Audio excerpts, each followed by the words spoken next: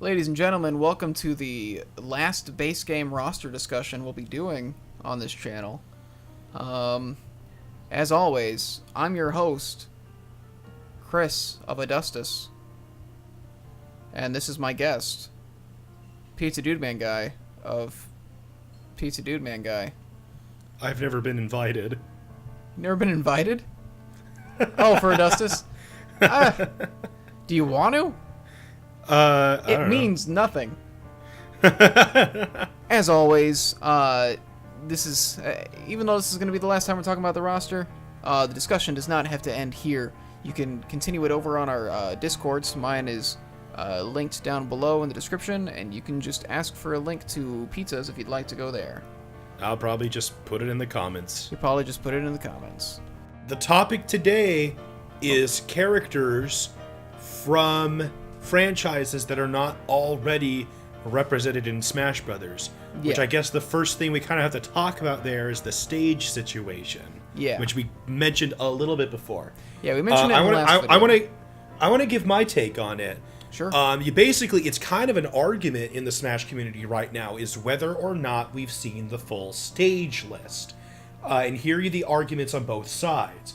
One side says, we have seen the full stage list. Sakurai has implied it twice in the video and in the interview. He has said nothing to imply that there are more stages. The other side is, there is also, he has not said definitively that there are no more stages. He hasn't said there are definitely 103 total stages and no more.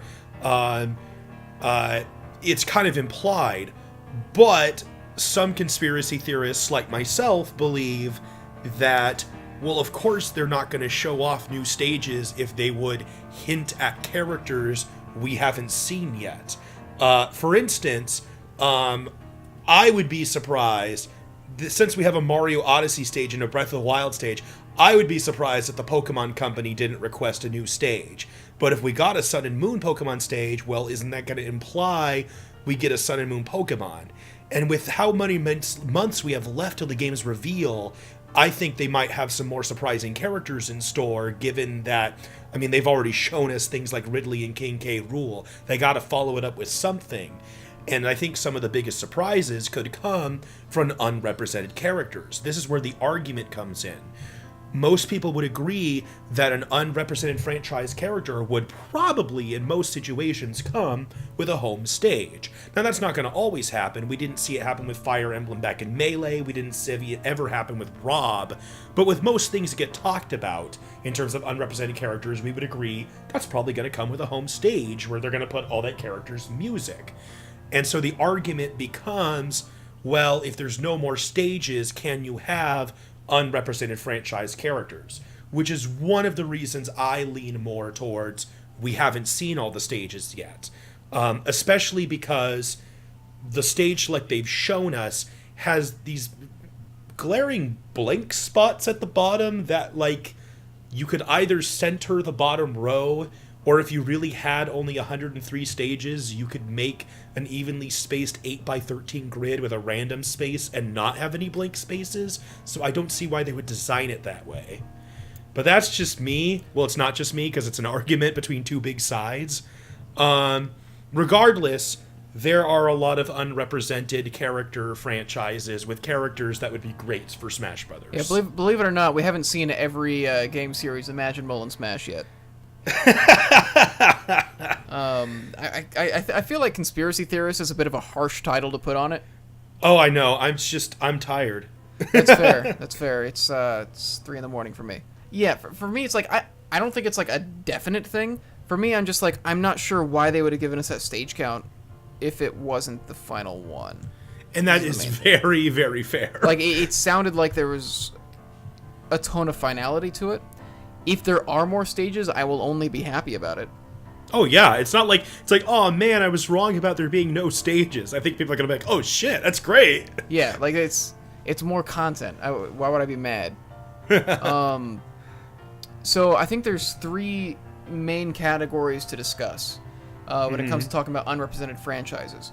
You've got more Nintendo series that haven't been represented yet, smaller series, things like how they added Punch-Out in the last game, or Duck Hunt, stuff like that. It can be retro titles, it can be like newer, smaller series. You've got... There's been a discussion around whether or not indies should be getting in, which is like a whole other discussion from the third, which is third parties, because even though they're both non-Nintendo developers, so far we've only seen playable characters from major third-party companies that are like big names with like powerful franchises that are known everywhere. We have seen Shovel Knight in as an indie assist trophy, so clearly like we will get some form of indie representation, but will it go as far as a playable character is a big part of the discussion. And I think we should just go ahead and start there with the indies things. I think it's one of the you want to start with indies? indies? Out of the way. Okay. I'm gonna say honestly with indies, I feel like Shovel Knight was kind of the big icon of it. I know he's not the star of it, but given his appearances and how much of an impact he made as an indie character, not just that, but like an indie character that is very, very thematically Nintendo, in my opinion. Yeah, and he's based off of a bunch of games that were on like classic Nintendo. And Shovel Knight was such a smash hit. I thought Shovel Knight would have the biggest chance. So to be honest, it's hard for me to believe that any other indie character has a chance with Shovel Knight off the docket. That said, there are possibilities, and there's one big one that comes to mind for me. I just think that Shovel Knight isn't in because he'd be too similar to Scrooge McDuck. Who is going to be... He's a lock! Yes. Oh, man. Now, the one you're thinking of is Shantae, yeah? It is Shantae. Shantae, I mean, it's... Shantae, first of all, personally, on a personal standpoint, I actually like the Shantae franchise more than I liked Shovel Knight. Shovel Knight was a great experience. It's really just a matter of taste. I really liked the writing and the style of humor from Shantae. So there's that. But putting that aside, I think that from what I remember seeing, I think Shovel Knight was a more commercial success than the more recent Shantae games. What Shantae has that Shovel Knight doesn't, for as much as this matters, is Shantae actually does have a bit of history, because her first game was on Game Boy Color. And so she kind of is a classic Nintendo character, albeit a very obscure one. It's interesting how much she gets brought up for how little her games are actually played. Yes, I think so too. I'm not disappointed. For me, my first Shantae game was Shantae and the Pirate's Curse, and I thought that game was incredible. But then someone brought up like a chart of sales figures today of like some of the biggest Smash prospects and how big their biggest games were. From what I read, that was the best-selling Shantae game at 0.1 million sales. Yeah, it's never been a big franchise, but for some reason, people really like it for Smash. Yeah. Just compare that to like how much Shovel Knight sold with its one game. Right. It's really something else. They're like connected companies too, right? Didn't like the guys that make Shovel Knight come from Way Forward? Oh boy, I don't know about that history. I think Yacht Club Games formed from people who used to work at Way Forward. Oh wow, that'd be a bit of trivia I do not know. Yeah, Shovel Knight was directed by a guy who used to work at Way Forward. Wow. So, yeah, that's cool. so those franchises are kind of connected in a way, just because there's like some common history between the development teams. Okay. So maybe Shovel Knight being in is a good boon for Shantae. I don't know. I don't know. But yeah, I'm kind of in that same boat with you, where I do think if Shovel Knight wasn't in, that we're not getting an indie playable character this time around. There's a couple other ones that I think are up there. I am more hoping for Shantae being a assist character. She comes in, dances, transforms into one of her random animals, and does something as that animal. I'm hoping that for a couple other indie franchises as well.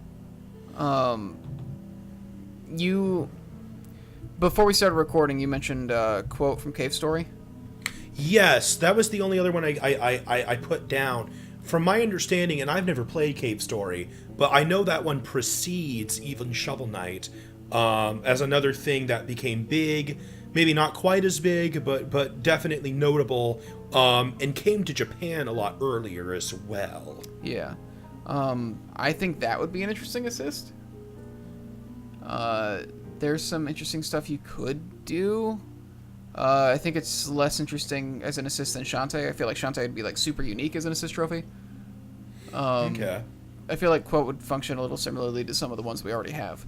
But Cave Story was like a pretty big game. It's been re-released a couple times, and it's highly regarded in the industry. So it's very probable that Sakurai's aware of it. There's a couple others. A lot of people have brought up Ukulele. No. Yeah, I'm not.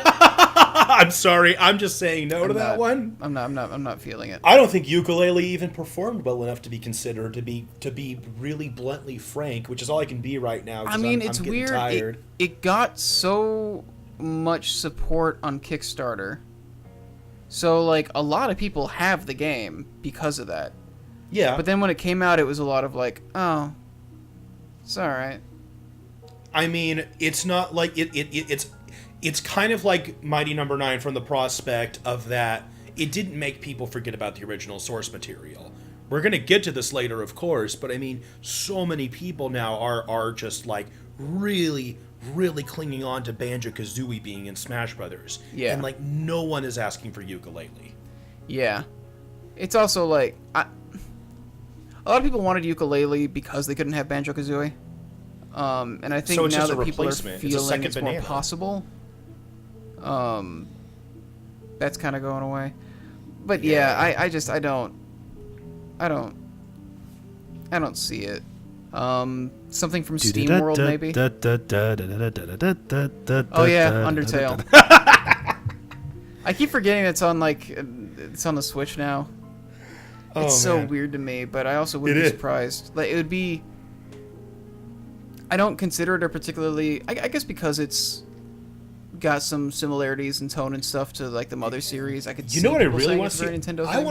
I want to see Sans just be like this really overpowered assist trophy who just like takes over one of your opponents, points upward, and then they just fly and die immediately. It's like, oh jeez. That's a little broken. That's that's a little much. But like when you summon Sans, he has like a 2% chance of doing that. The other 98% of the time you summon him, he's just sleeping. What if he just traps everybody in a box and throws a bunch of shit at him, and you have to like dodge? Like, oh god, that'd be funny too. I mean, Undertale might actually be one of the most likely indie reps that we would see, just because like it does have kind of a Nintendo feel to it, and also like it was one of the biggest indie games in ever. So like, if you're talking about like putting in indie representation that would actually sell copies, Undertale might be one of the few indie games that would actually get some people interested that weren't interested before. Yeah, maybe.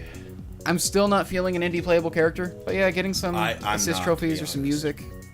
Yeah, why Music not? would be great if they were able to add like Shovel Knight music, Shantae music, Undertale music. All of that would be so well done. I'm hoping we at least get Shovel Knight music since he's in the game. Oh yeah.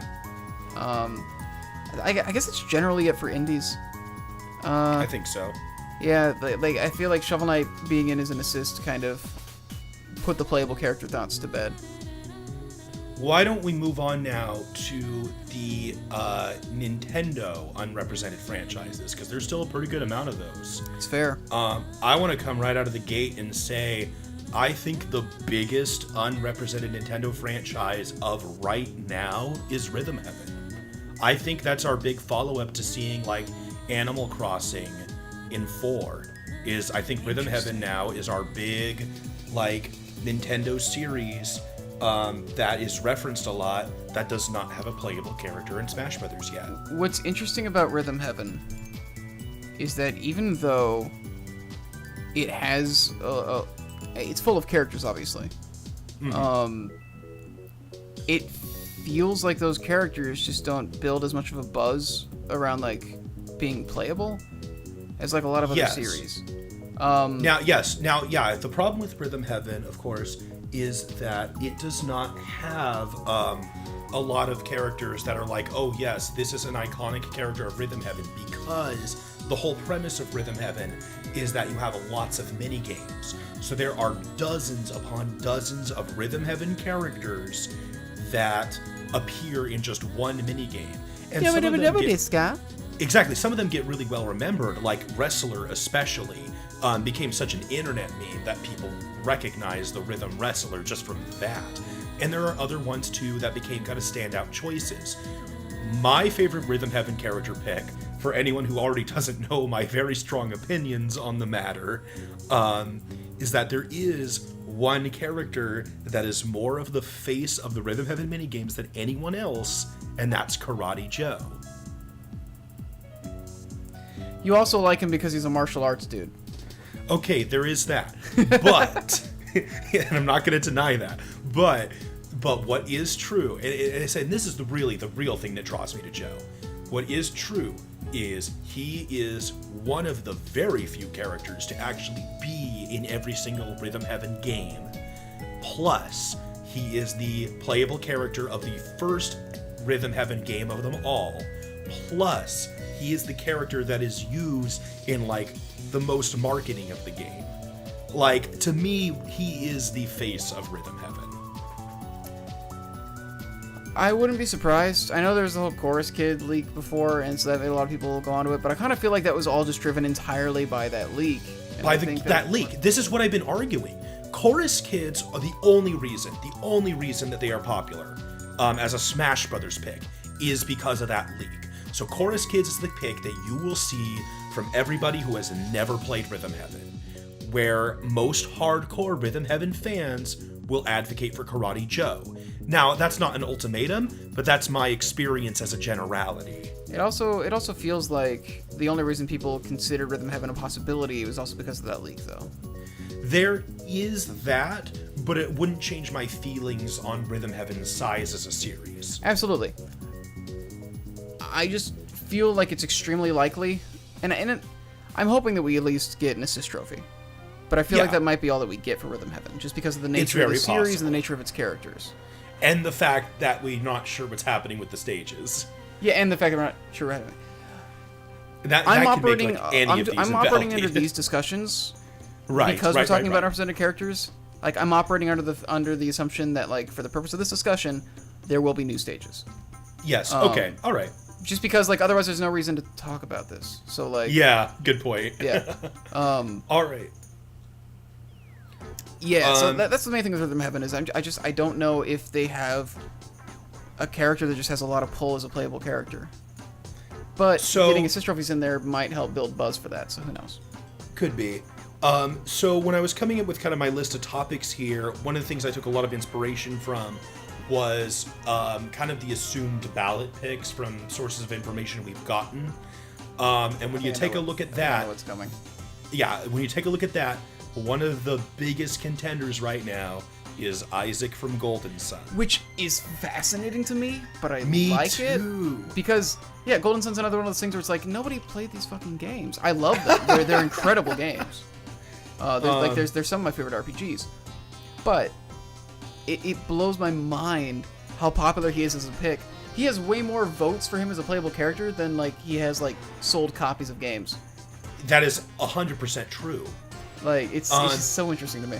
It's one of those things, he's just generated a lot of buzz as a Smash character, because what is absolutely true is that he brings something, absolutely new to the table as just being an Earth manipulator.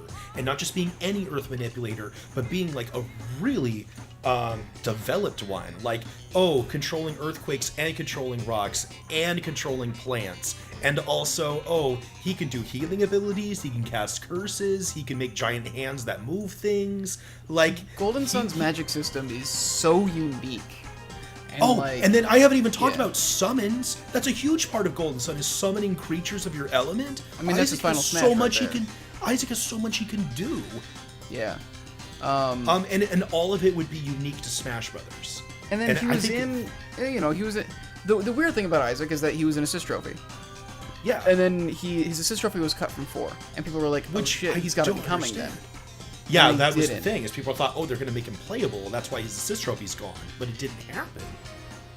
as far as like new Nintendo franchises go, Isaac is my personal most wanted. I can understand that.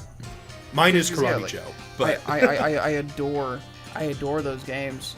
It would be really interesting to play as him. He's got a wealth of new abilities that we haven't seen yet. He's a pretty interesting character as far as RPG protagonists go. I guess his design might be a little bit bland, but like whatever. Whatever. Yeah. It doesn't matter. One thing I've seen a lot of propositions for is if Isaac is a newcomer, adding Felix, the main protagonist that uses the same abilities in Golden Sun 2, as an echo. And honestly, I like that idea. What's interesting is I've seen people say that with Matthew instead. No. I don't think that we need an echo. Well, I guess what's interesting about Golden Sun is, so the way that Golden Sun's combat system works, what's interesting about it is like, you've got parties of 4, right? Yeah. But, I mean, you know this, but for people who listen, yes, I know it. You've got parties of 4, but you get 2 parties of 4. Well, right, because you get one in Golden Sun, and then a second one in Golden Sun 2, and then they combine, and you have both. And so you can swap them back and forth. And what's interesting is that, so the party in Golden Sun 1, like, all has, like, echoes in Golden Sun 2, basically. And then you can swap them in and out, like as you wish, and so you can have them, it's cool, because you can have them. That doesn't matter. The point is, like, that there actually is, like, kind of some precedence for Isaac and Felix being, like, echoes. So that's interesting. I feel like it's definitely possible, and I think that there's enough fandom in there that if any new Nintendo franchise gets in, I think it would be Isaac for Golden Sun. The only thing is just the stage thing. Although it is possible that he would get in without a stage, because as far as Golden Sun, if there was a character to do that, I could see Golden Sun being it, because there are some good Golden Sun locations, but there's none that's like, oh, we need to have this. Yeah, off the top of my head, when I think about like places for Golden Sun, like a Golden Sun stage, I can think of like a lighthouse or Ayers Rock. So, like, if they didn't have a stage, like if there was a Rhythm Heaven character, I would definitely want a Rhythm Heaven stage. Absolutely. But yeah, Golden Sun's locations aren't exactly things that we haven't seen in any other games, and like we have things that are kind of similar to them in Smash already. So it's not a huge deal if they don't have a stage. So to be honest, out of unrepresented Nintendo series, Rhythm Heaven and Golden Sun are my 2 biggest prospects. So I have a kind of a little list here of other things I want to list off and give some quick comments on from both you and me. I'm kind of in the same place, except there's actually one more that I want to spend a little more time on that I want to Cool. Let's do that then. Okay. What's your big one? Like Isaac, there was one other character who was also an assist trophy that disappeared, and a lot of people suspected that they were going to be playable because of it, and then they just weren't. And that's Ray from Custom Robo. Which is so interesting, like I said, because for me, man, you know, I'm still seeing all this support for Isaac, but there was a lot of characters around that time from these unrepresented franchises people might become playable, and like all of them have virtually lost their support. Like I barely see them commented upon anymore. Yeah, nobody talks about Ray anymore. But like, man, Ray, I mean, that's something I've experienced the first 2 Golden Suns games, but like Custom Robo was something that was much more personal to me. Yeah, Custom Robo was a game that I rented it from Blockbuster on the GameCube. If you guys if you guys haven't played Custom Robo, please look up any of the gameplay. It's got like a pretty good RPG story. It's nothing like incredible, but like the real star is just the gameplay. The combat is just like this fully customizable robot that you build for these arena fights, and it's such a quick party game, right? It's not even that complex. It's like, man, pick your gun, pick your legs, pick your bombs, pick your pods, and it's get in a fight with your friends. And so because of that, there's like so much you can do with him as a character. Like he's got all those weapons. He's got 1,000 possible unique movesets. Yeah. And so there's a lot you could do there, but it seems like, I don't know, they're just not making any more Custom Robo games, which it's dead. It's a dead franchise. Which sucks because God, the Wii U was a good console for it, and so is the Switch. Man. Like a Custom Robo was just a good game. I want there to be like, hey, a new console. How about a new token Custom Robo game? When they started showing Daemon X Machina, at first like I was just hoping like, oh God, I hope this is some spin on Custom Robo. Man. But no. That was really the only thing, is I wanted to bring that up just because it is such a weird situation, such a weird case. It is. All right. So here's kind of my hodgepodge here. Other things that I kind of thought were like interesting or notable Nintendo franchises we haven't seen a character from yet. Advance Wars. Yeah, I've said this before in like previous I think even for Smash 4 speculation, Advance Wars just doesn't. So it's Intelligent Systems' other game or other series other than Fire Emblem. The difference is that Fire Emblem is built off of characters, and Advance Wars is not. My favorite proposition I've seen for Advance Wars, which I've seen it several times from several people, is having Andy, the kind of main character of the like when people think of Advance Wars, what people think of, the Game Boy Advance Wars games. Yeah. And having Andy as basically a summoner, where he builds or buys tanks and infantry, and they go off and fight for him. The thing about that is that we kind of get that from the assist trophy. Yeah. And I think that's fine. Okay. Because like with Advance Wars, it's like, yeah, like the characters are just commanders who don't actually do anything. I mean, they command. Sure. But yeah, just like compared to like all these other series that are like really led by these iconic characters with like actual movesets and like things that they do, I just don't see. I feel like that assist trophy with the tanks and stuff coming out that's the series. Like that's Advance Wars right there. All right, here's my next one. Sin and Punishment. Oh yeah, for a long time people wanted Saki.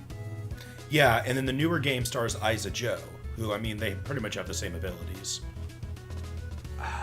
I think it's another situation where like assist trophy is fine and enough. Yeah. I forgot to write down Starfy, but hey, Starfy. They tried to revive Starfy, and I think people didn't really go for it. Yeah. Chibi Robo. I've seen Gordon really wants Chibi Robo. Oh. I see the appeal. I don't have any personal attachment to it. Me either. I don't see any particular reason why it would be exciting over anybody else. Yeah, like, it's cool, but I definitely wouldn't want it over Rhythm Heaven or Golden Sun. I think it's another situation where it's just like, this is better as an assist than a playable character. Okay, this one I wouldn't have even thought of if it weren't for the ballot. Wonderful 101. This is actually one of my most wanted characters, but I just don't think it's going to happen. Okay. I would really like Wonder Red or Wonder Blue. I mean, Wonder Red makes sense to me because it's kind of the poster child character. Yeah, but Wonder Blue and is... I really like... Gosh, and it's so funny, and you know this about me. There's a lot of things I like about Wonderful 101. I like the abilities. I like the characters. I had a hard time getting into the game because of the controls. That's fascinating. I guess it's also just not your kind of game, though. Maybe. I got very into it for the same reason I get into... Well, I guess other Platinum games, but just like it's a very, very solid action game. I enjoy it a lot, and there's a lot of unique potential there for moves and everything too, just because it runs off of that mechanic that nobody else uses. Mm-hmm. And then the last big series I put down here for Nintendo franchises is ARMS. Yeah, I also have ARMS here. Now, ARMS kind of runs into that same problem as Xenoblade Chronicles 2, where designs weren't finished for the game, as far as we can tell from dates. And additionally, the problem with ARMS is, unlike Xenoblade, that was coming from, an already established Nintendo franchise, you can kind of anticipate that, yeah, it's going to be a success. ARMS was a brand new IP, so they might have been even more hesitant to pre-plan a character, which is why most people agree that if ARMS gets anything, it'll be through DLC. And I really hope it does, because I really like ARMS. It would be an extremely unique... Any of them would be unique characters. Springman seems like it'd be the obvious one. Springman's the poster child, and actually one of the propositions I've seen a lot more recently is adding Springman with Ribbon Girl as an Echo. I don't know if they'll get two off the bat. It would be cool. I guess, yeah, Ribbon Girl is an Echo, and just like her thing is maybe she doesn't hit as hard, but she jumps higher. Yeah, maybe. Because that's kind of her thing, is that she can... Well, and also that she has electric fists. I mean, but you can swap out any of their... Sure, of course you could. Yeah. Like, they have, like, they do have kind of signature weapons or signature arms, but, like, you can swap them all out, so whatever. Right. Yeah, I mean, gosh. I don't want to speak to the whole, like, it's too new thing, just because, like, I just feel like that's a lot of assumption to just say, like, it was too... It came too late for them to consider it, sort of thing. Like, we don't know what their development flowchart is like, or like. Right. We ultimately don't know. Yeah. So I just don't want to assume stuff like that.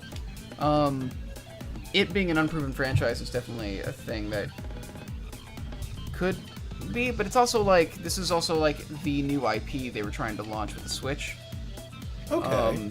So they may have looked at what Splatoon did on the Wii U and gone like, yeah, we should give this the kick that we should have given Splatoon by putting Inklings in Smash 4, you know? Yeah. So that could be a thing. It's definitely unique characters. It's undoubtedly got moveset potential. It's a character I'm really hoping for. I would say Springman is one of my most wanted at this point. Probably my top 5. The only thing I can think of that's a strike is that it didn't do as well as Splatoon did, but like... It didn't do as well as Splatoon did, but it still did commercially well. Yeah. So who knows? Like what people... Because there are some people... You know, anytime you have a character, there's going to be naysayers who will bring up one excuse or another. The two that I've seen for Springman, one is... well, his moveset wouldn't be interesting because he just punches and is not that interesting. And I'm like, okay, well, that's stupid. Yeah, so I really just disregard that one. The stretchy arms, because there are plenty of arms and weapons and abilities that you can swap out with. So I mean, that's just obviously someone who doesn't know anything about arms. The other one I've seen is I'm blanking out right now. Actually, what were we talking about before that? We were talking reasons about... people say Springman can't be in. Right, but before that, like, there was something that made me think about that. I said it didn't do as well as Splatoon did. Oh, right, commercial success. One thing that people will point out is that ARMS has actually outsold Street Fighter V. That's really funny, actually. Street Fighter V had a really, really shaky release.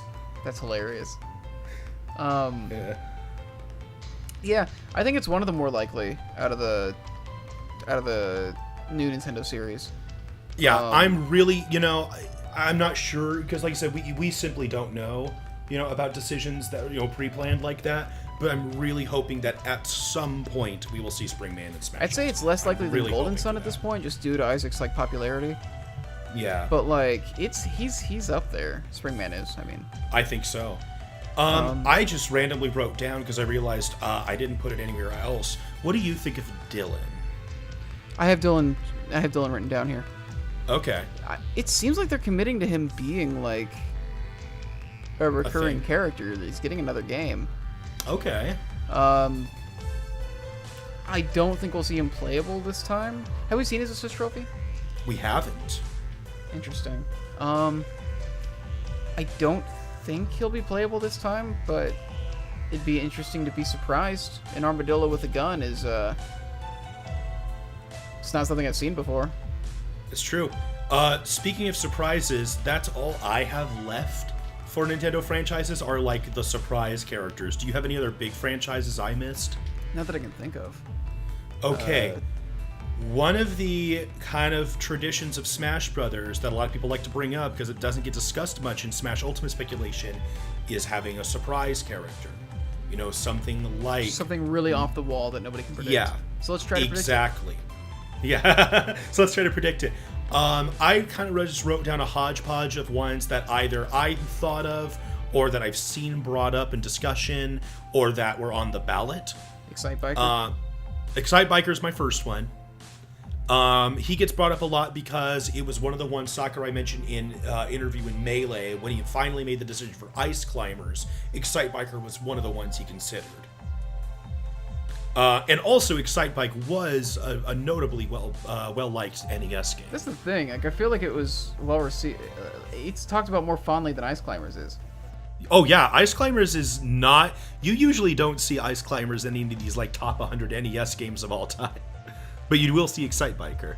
All right, so that's Excite Biker. I actually, people are like, well, this is how it worked moveset wise. I'm just like, make him always on the bike, and then you just fight with the bike. Yeah, I think it'd be really fun. Like, every attack makes you, like, project forward. When he hangs off the edge, like, he's just, like, holding onto his handlebars With one his wheel. feet. Oh, I was just thinking, like, he's, like, doing a wheelie holding onto one... Like, the front wheel is still hanging on the edge. Yeah, you could definitely make Excitebiker work. Like, he's got limbs. Even though he's on a bike, he's still got hands to grab things and everything. Although, I am curious what his grapples would be like.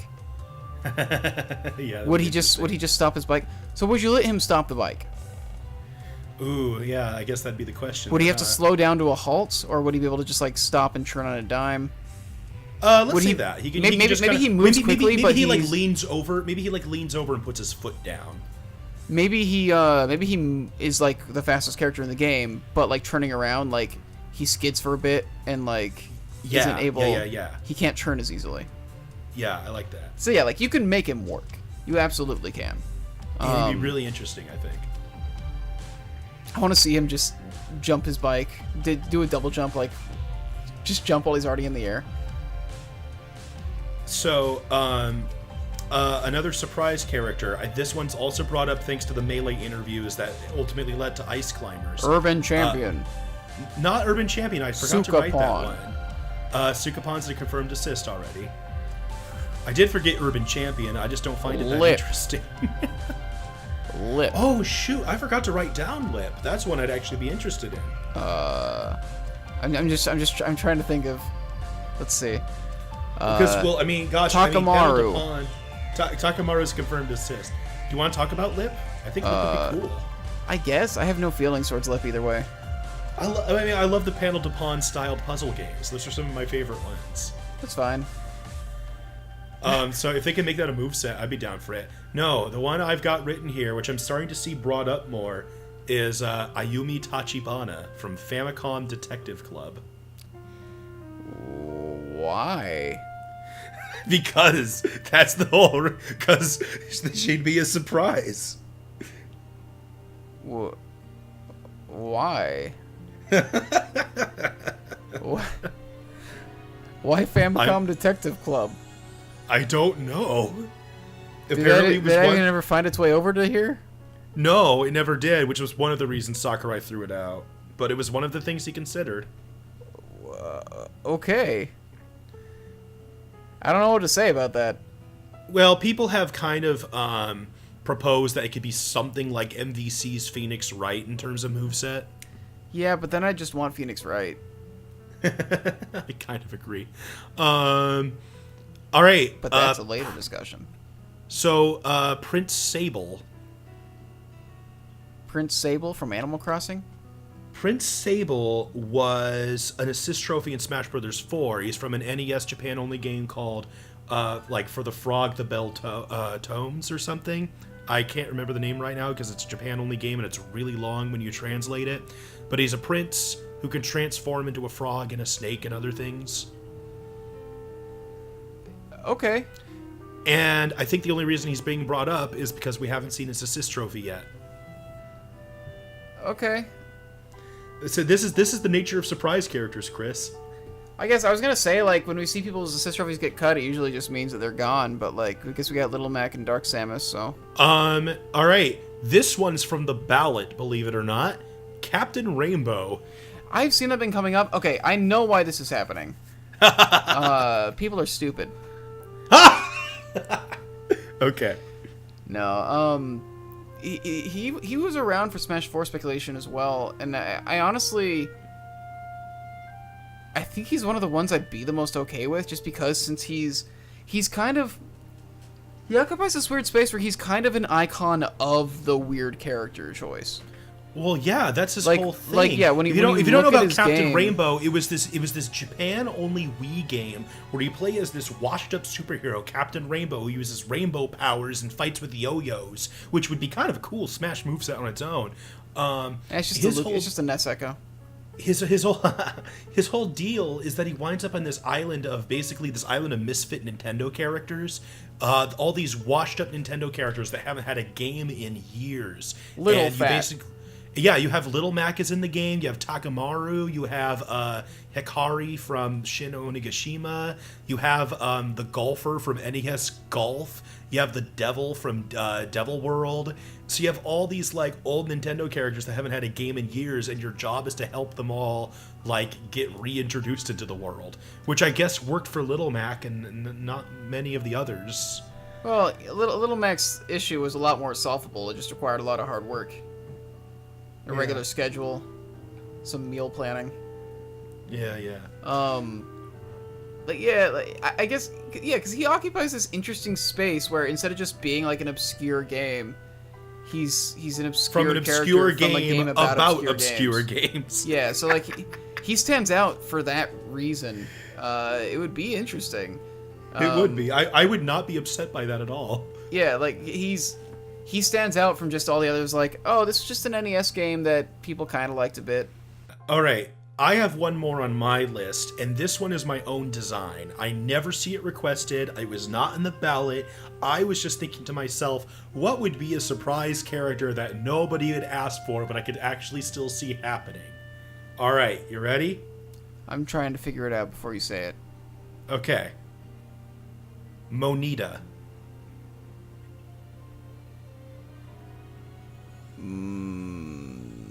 Monita from Nintendo Land. Oh! Whoa! Oh! How about that? Did I blow your mind? Huh. And my idea is that her moveset is just comprised of like the different games from Nintendo Land and the abilities you use from them. Like throwing Takamaru's shuriken. That's fascinating. I don't know, man. That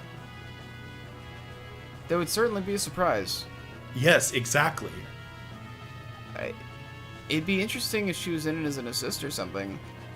Yeah. I just don't know about the feasibility for her as a playable character. That's something else. So, ultimately, the whole big thing here is not a lot of people have been talking about surprise characters, and I think the reason is because, you know, we've been told off the bat not to expect too many newcomers. So I think what we're expecting is that surprise character concept is not going to get prioritized in the face of getting all these newcomers people really want.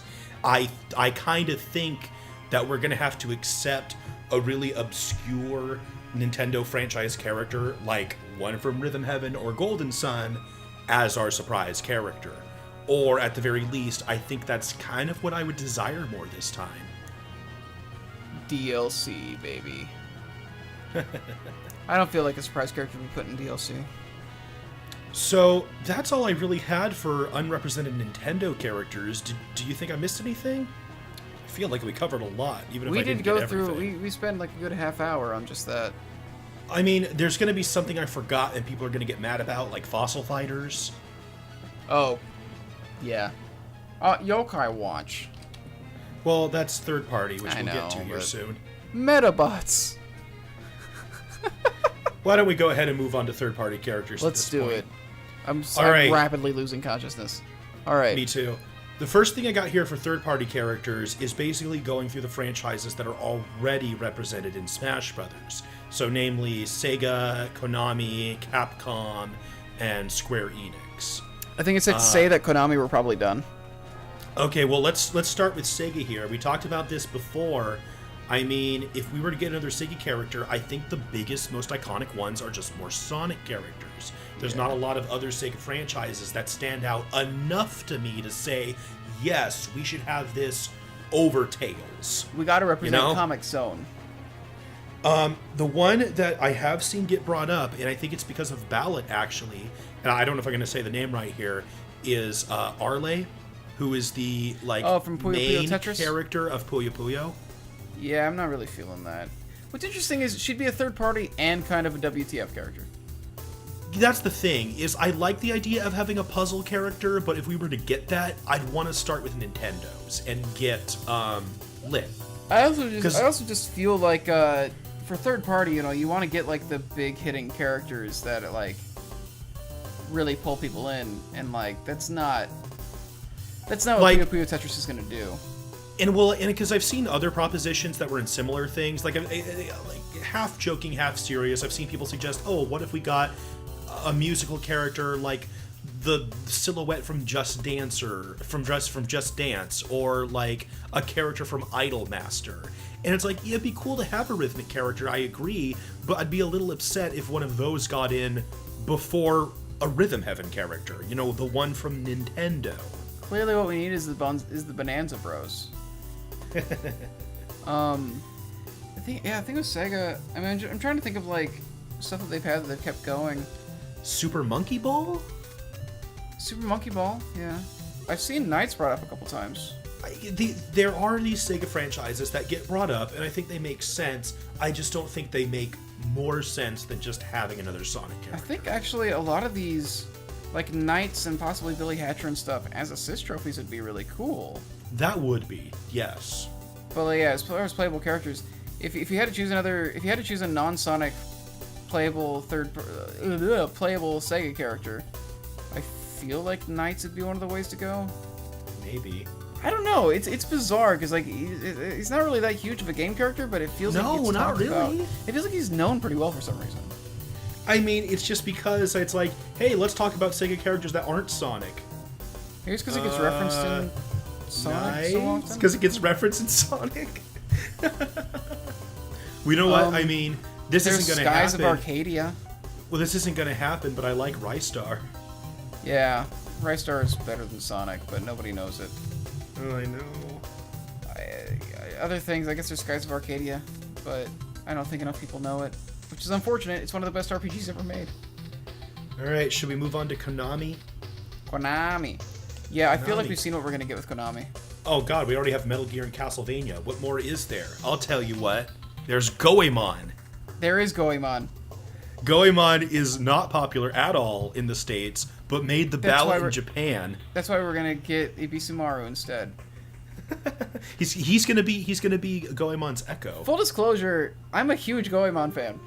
So and I had heard of it but never played it until Chris and I did an LP, and I actually really loved it. Yeah, we let's play the Super Nintendo one, which is funny because it's the one that tried to not brand itself as a Goemon game because they thought it wouldn't go well over here. And it didn't. And then its Nintendo 64 sequel that somehow still got released over here actually used the Goemon name. But you know, it's one of those series that's always tough to gauge because it is so much more popular in Japan than it is in the West, and so we just don't even really have a conception like how popular is Goemon in Japan. It definitely would be unique as well. Yeah. Oh, I mean, Goemon himself, yeah, he's got a lot of really interesting abilities that would make a great moveset. He's got kind of some ninja stuff going on, but then also just a lot of weird stuff. A lot of funny stuff. Yeah. And also just legitimately interesting things, like he can summon animals he can ride and stuff. And like beating people with a pipe is fun. Yeah, he can throw coins as projectiles. Just a fun.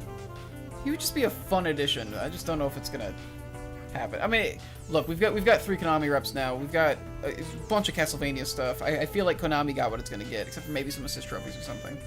Yeah, the only other thing I put down for series representation is Contra, because that's another like NES classic situation. Silent Hill.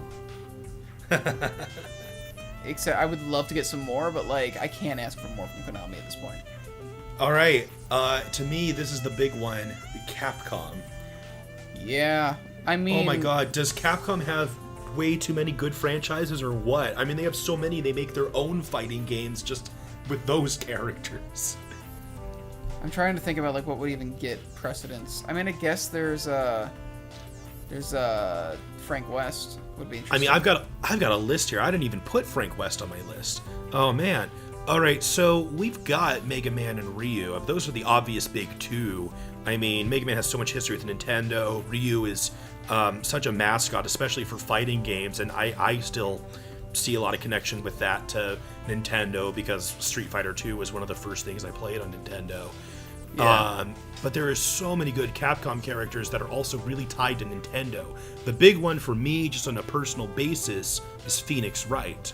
Yes, I would love it, and he's so closely tied to Nintendo too. He is almost Nintendo exclusive.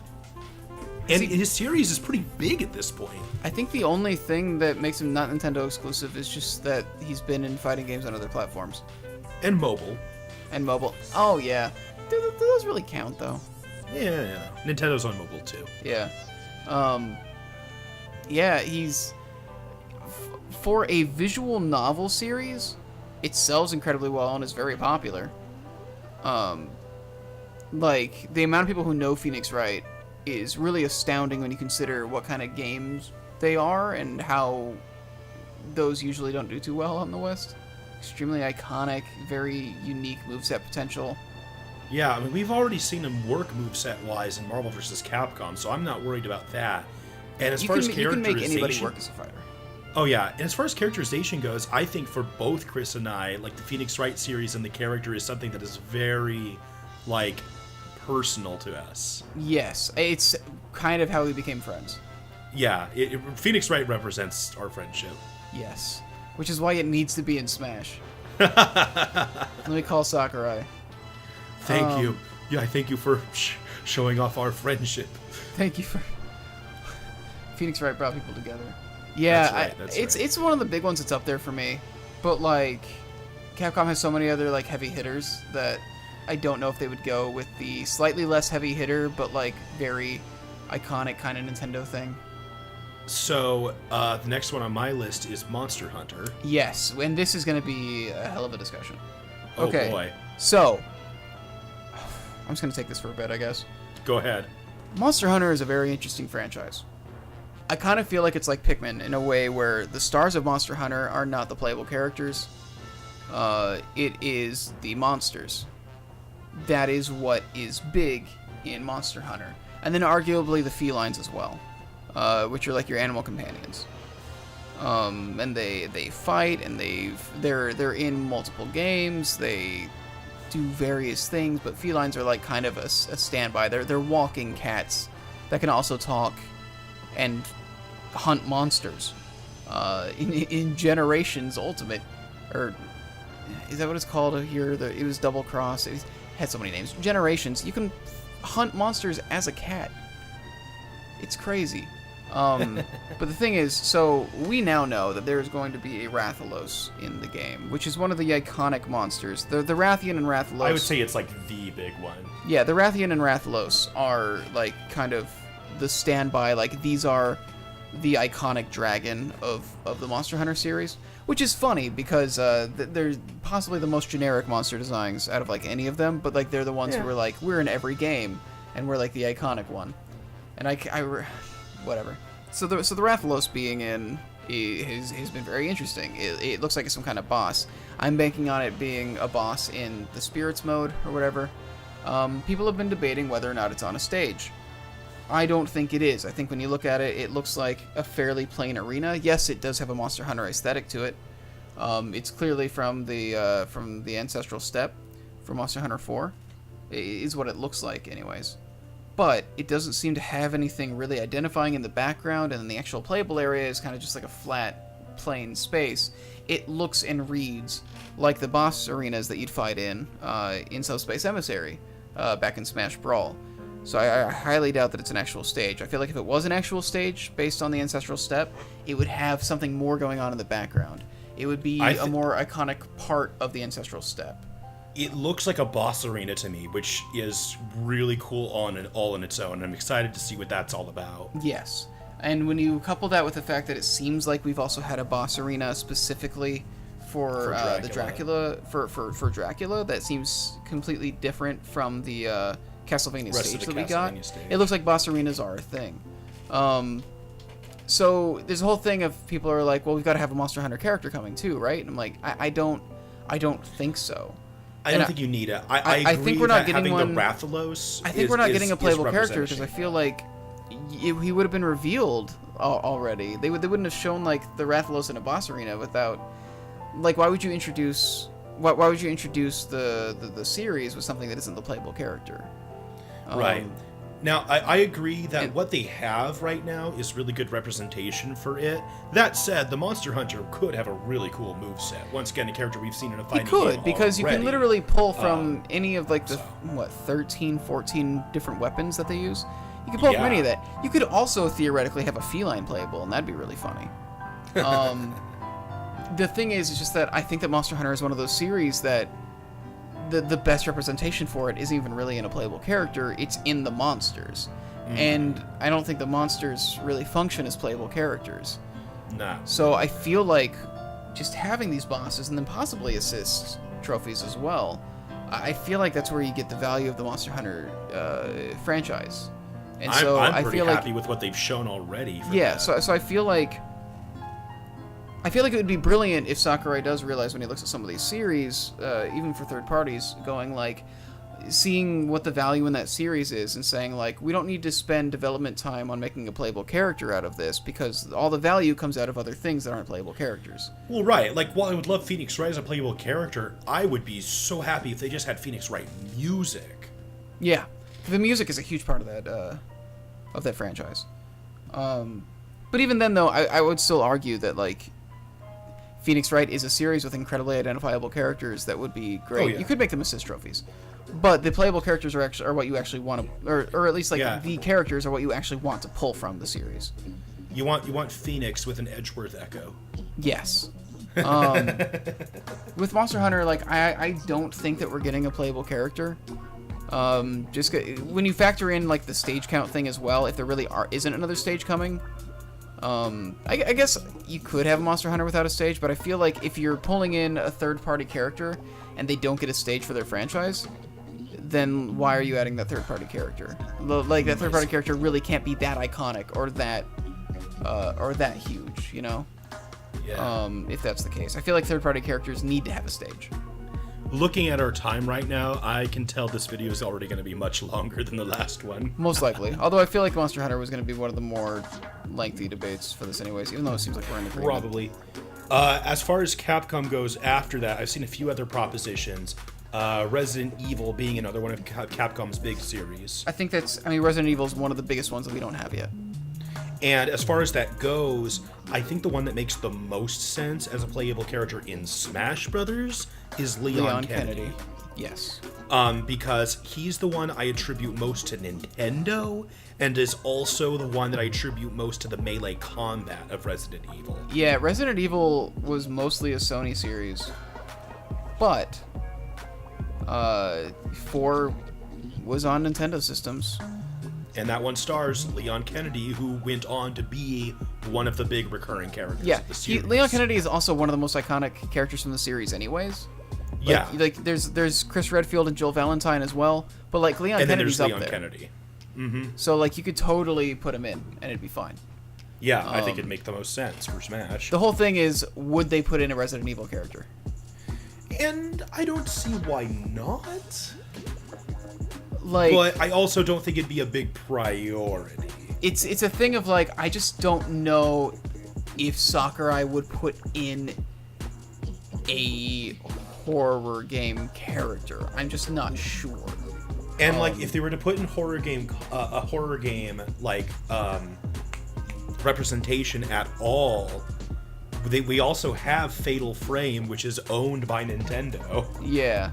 But it's also like not nearly as large a series as Resident Evil. Oh no, of course not. So I think if we do get a Resident Evil character, Leon makes the most sense. Although I'd be fine with Jill or Chris. I just think that Leon is they're good characters. Yeah. I recently saw someone bring up Beautiful Joe. Oh yeah. It's a weird spot. It is. I would love him. I don't think it's likely just because that series is done. Yeah, I think you're right. Well, I mean, because Kamiya's not there anymore. Oh, that's right. I forgot that was a Kamiya series. Yeah, duh. It's a very early Kamiya series, and he's not with them anymore. So I don't see anything happening with Beautiful Joe, because I feel like... I mean, wasn't Wonderful 101 kind of a successor? Wonderful 101 is brilliant in that he references almost every game he's ever worked on with it. There's Bayonetta references, there's Devil May Cry references, there's Beautiful Joe references. It's really something. So speaking of which, there have been all of these rumors recently about Dante being a character in Smash Brothers. I genuinely don't know. Here's the thing.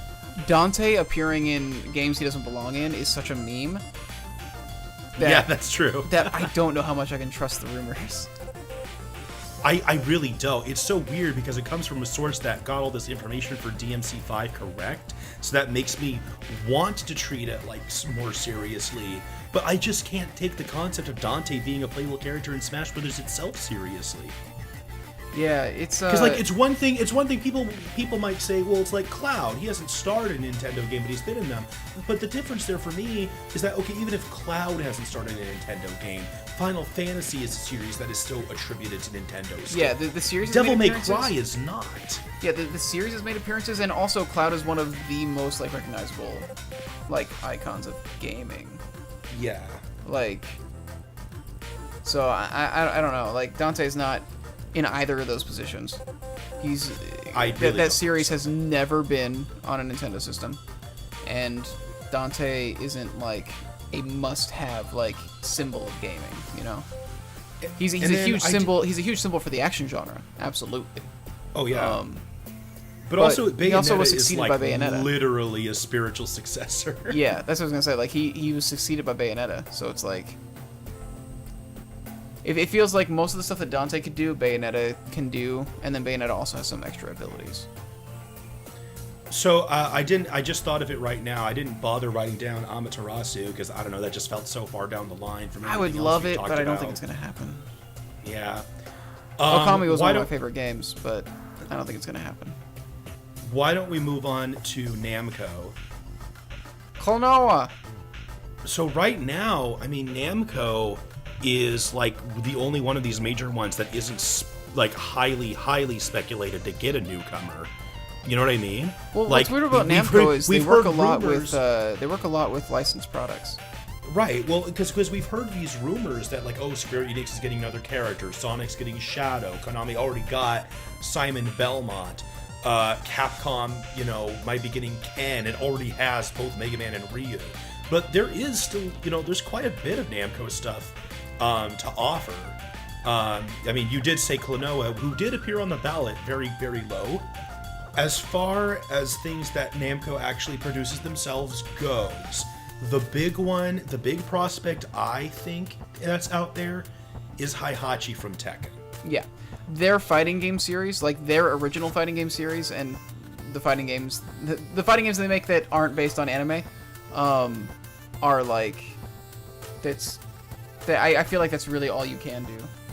And I mean, with Tekken and Heihachi specifically, Tekken is the highest selling fighting game series of all time, even above Street Fighter.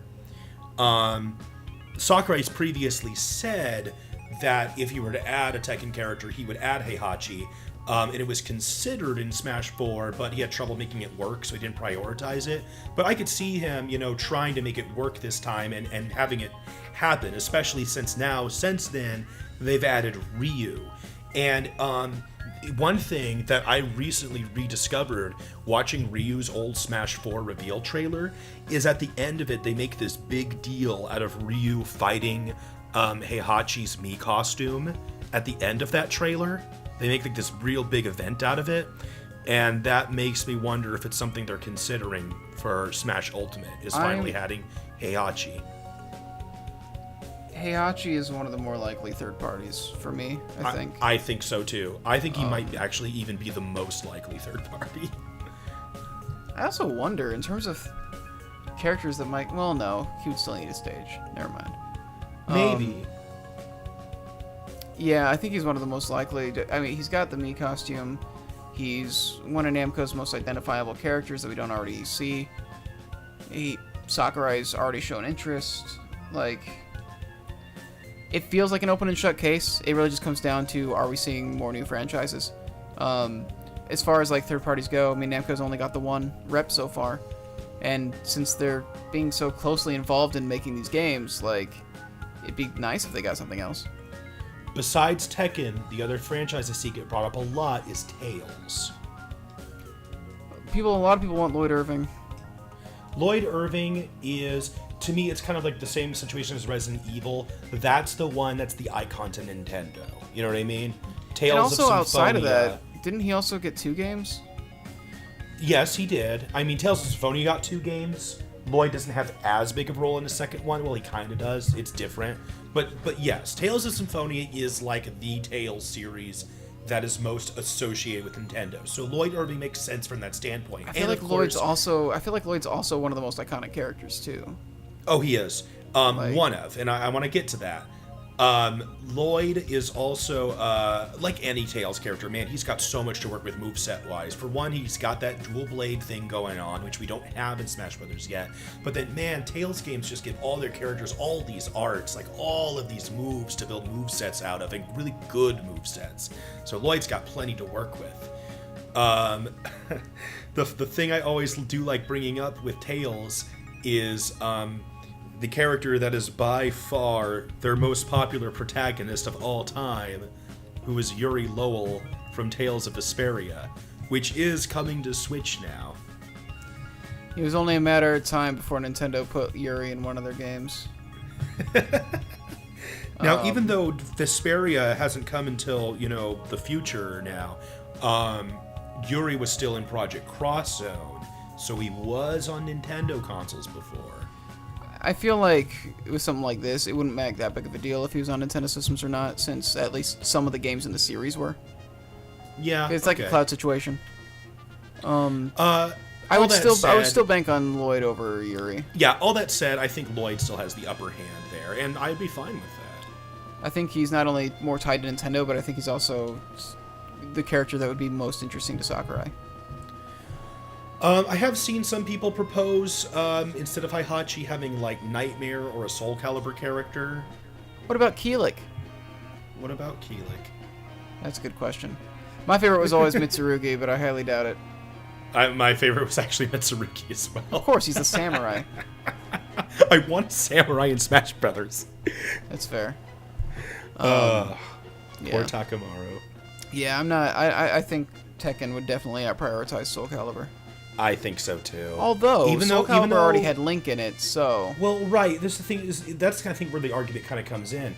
Tekken has only really had, like, a handful of its side games on Nintendo consoles.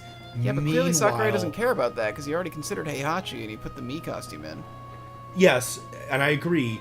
But on the other hand, yes, Soul Calibur 2 released on Nintendo with Link as a playable character, and then even though it was terrible, we got that Soul Calibur Legends game featuring Siegfried that had Lloyd as a guest character. It's all connected, man. It's all part of the globalist agenda. I don't have much more to say on Namco unless we really want to talk about... I feel like we really touched on it with Tails and Tekken. Like, we could talk about Klonoa or Agumon, but, We could. Well, Digimon would be weird, because it kind of started as a game. It started as... It's close enough. It's close enough. The argument that I see that I will agree with is if Game & Watch counts as a game, then Digimon counts. But, like, with Game & Watch, like, it wasn't a babysitting simulator. Alright. Agumon would be pretty cool, but, Yeah, So, this leaves us with Square Enix for Already Represented. We still got more after that, but... Oh, boy. Square Enix. Okay, I'm going to come right out and say this. After Final Fantasy, by far, the big Square Enix series is Dragon Quest. I don't know why you treated that like it was a controversial statement. It is, Chris. People argue with me on this and say that Kingdom Hearts is bigger. I'm not... No. I don't know why. I don't know why people say that, but they do. No. Well, it's not true. Well, it's all because... statistically not true. It is neither objectively nor subjectively true. Okay. Dragon Quest is... Dragon Quest is literally like the creator of the RPG video game. It is. I go on this rant all the time, Chris, and I still get shot down. But yes, no. Okay, let me go back. Let me step back here a second. Back in the day, we have two companies. We have Square and we have Enix. Square's big series is Final Fantasy. Enix's big series is Dragon Quest. Dragon Quest came first. Dragon Quest set the bar for all JRPG video games of all time. Dragon Quest still continues to this game with, what is it now, over 11 main games, plus a ton of spin-offs, plus... Dragon Quest 11 is coming out now. Okay. There's that. Okay, and then if you want to compare it to Kingdom Hearts for some reason, not only does it have over triple the games, it also has over triple the sales. So yeah, it all comes down to the perception, because Dragon Quest never took off in the West. It is a niche market in the West, but in Japan, it is mainstream. And the thing is, it still does okay over here, and it does have some games that have like taken off. Dragon Quest 8 did pretty well over here. It did. It was probably the most notable one over here. And it got remade for the 3DS, so it's been on a Nintendo system as well. So I honestly believe, now that we have Square Enix and we have Final Fantasy and we have Cloud, my biggest prospect is having Dragon Quest. Let's have the other half of this. We have Square with Final Fantasy. I want to get Enix with Dragon Quest. My biggest thing with Dragon Quest is just that, and this is something we touched on in the last video, it's just that they don't... It's a huge series, but they just don't create iconic characters the way that Final Fantasy does, because they focus on different things. Okay, now there's two things I want to bring up with that. One, I think that it's just as important to represent iconic series as it is to represent iconic characters. Case in point, you never saw in any of these ballot picks Simon and Belmont or any Castlevania character, and it's for that same reason. Castlevania itself is an iconic series, but when you talk about its individual characters, it's, there's no consistency. Some people are going to say Simon or Trevor or Richter or Alucard for what character should be in. And so none of them really win out as a standout character choice for Smash Brothers. But it's Castlevania itself that's an icon. Sure, but the thing with that though is like it can all be grouped under the Belmonts, and they all basically function the same. Okay. So it's very easy for to, like, Dragon Quest. For Dragon Quest, you have the heroes. Yes, and the thing is, I'm not saying that we shouldn't get a character. I'm saying that it makes it difficult to figure out what to do character-wise. Just because it alternates between games that do have characters and games that are completely like user-made, basically. Okay, but I think that there is one named standout iconic hero character. And you know what I'm going to say? No, I don't. I don't know anything about this. I definitely didn't have talks with you very early on telling you about this character. I'm going to say Erdrick, who is the named hero of Dragon Quest III. Am I the one who told you about this character? No, you're not. I did research on my own. I can't remember. I did ask you clarifying questions. But yeah, no, Erdrick is...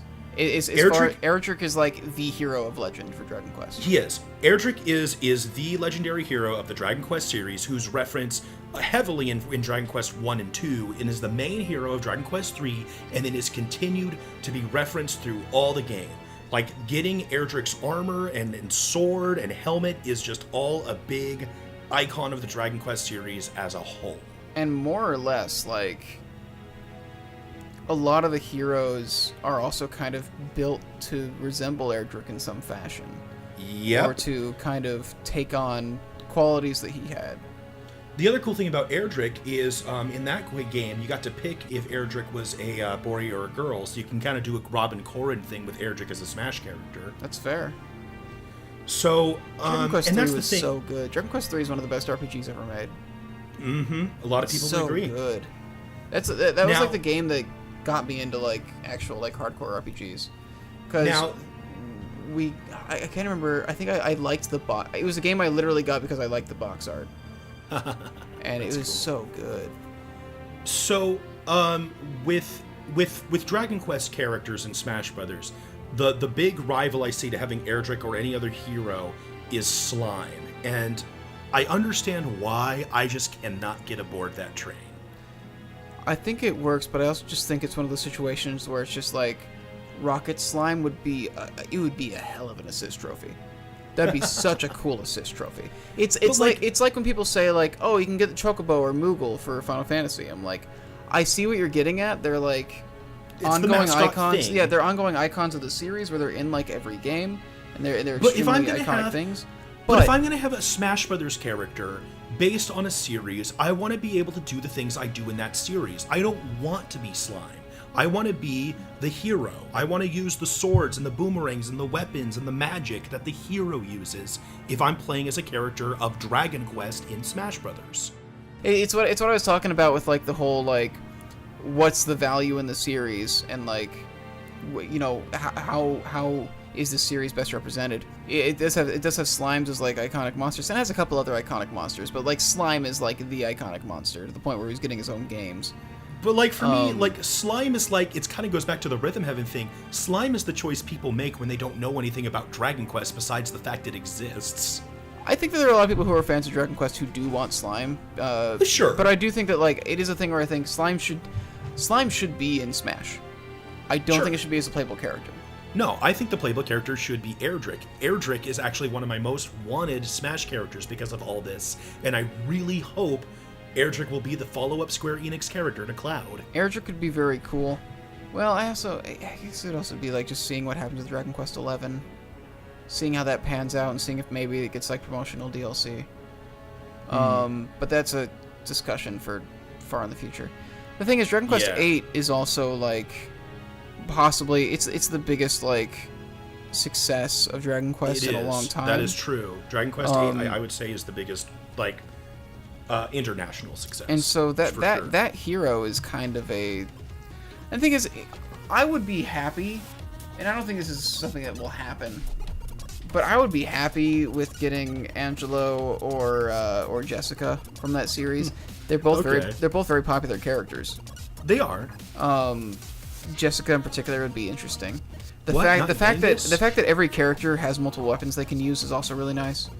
I'm with you in like preferring Erdrick.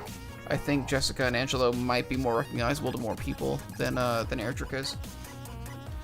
Yeah. That said, we do need something from Dragon Quest in this game. I really think so. It'd be cool if there's a like playable character. I want to talk about like big Nintendo aligned third-party series with a huge history with Nintendo. That's one of the big, if not the biggest one left. Yeah. I think, by far. And then I guess we should touch on Kingdom Hearts. Yep, I was gonna say, you ready to have a discussion about Sora? There's just so many questions about what you do with him, and depending on what you do with him, what that opens up. Because, okay, let's take this one step at a time. Could you have Sora without Disney references? Sure. He has a unique enough moveset between his, Keyblade attacks and magic and ability to fly, which is kind of a Disney reference, but still. And you could do that, and I think it'd be good. Now, could you also have the Disney references and have things like Goofy and Donald and other summons? Well, maybe. I think Disney's open to that idea. I will always operate under the assumption that like they can get whatever rights issues they want worked out, because it's just an opportunity for both parties to make money. Okay, so then you get to the next step. If we have Disney characters in Super Smash Brothers, does that open the floodgates for having any character in Super Smash Brothers? I think that this is like a concession that Sakurai would make if he did put Sora in, just because it's the nature of the series that Sora's in. Okay, and you think he just limit it to that? I think that this is a situation where you could say like you'll have Disney references because that's what Sora does. And I think I think he'd be okay with like only taking it that far. Okay. That said, I don't think of Sora as a huge gaming icon. I see him as a character that is in a crossover of icons from gaming and animation. I don't see him in that light. I don't see him as like a titan of gaming, which is like what these third-party characters have been in particular, but also just like the roster in general. Like is about like gaming's history. And then Kingdom Hearts is a series that's kind of also about gaming's history, but also animation's history. And Sora's kind of just like the character that's exploring that. And it's like, I don't know. It feels weird to pull him out and put him in something like Smash. Okay. Because it feels like you're making like this museum. You know, it feels like you've got a museum. And it's supposed to be like the ultimate museum. And you're like, we want to take the best exhibits from every museum in the world and just put them all into one museum, into one place. And then it feels like, along with like the best of the stuff that you've seen in the Louvre and the best stuff from the Met and the best stuff from the Smithsonian, you've got all these exhibits up, and then you take and then you take like one of the like museum like tour guides, and you also like put them up in an exhibit on display.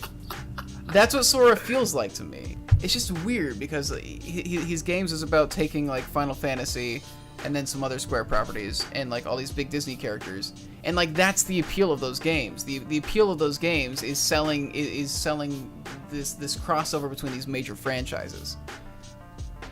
So it's just weird to me to take Sora out of it as like, yes, Sora, the icon of this series that's basically a cash-in on other large franchises.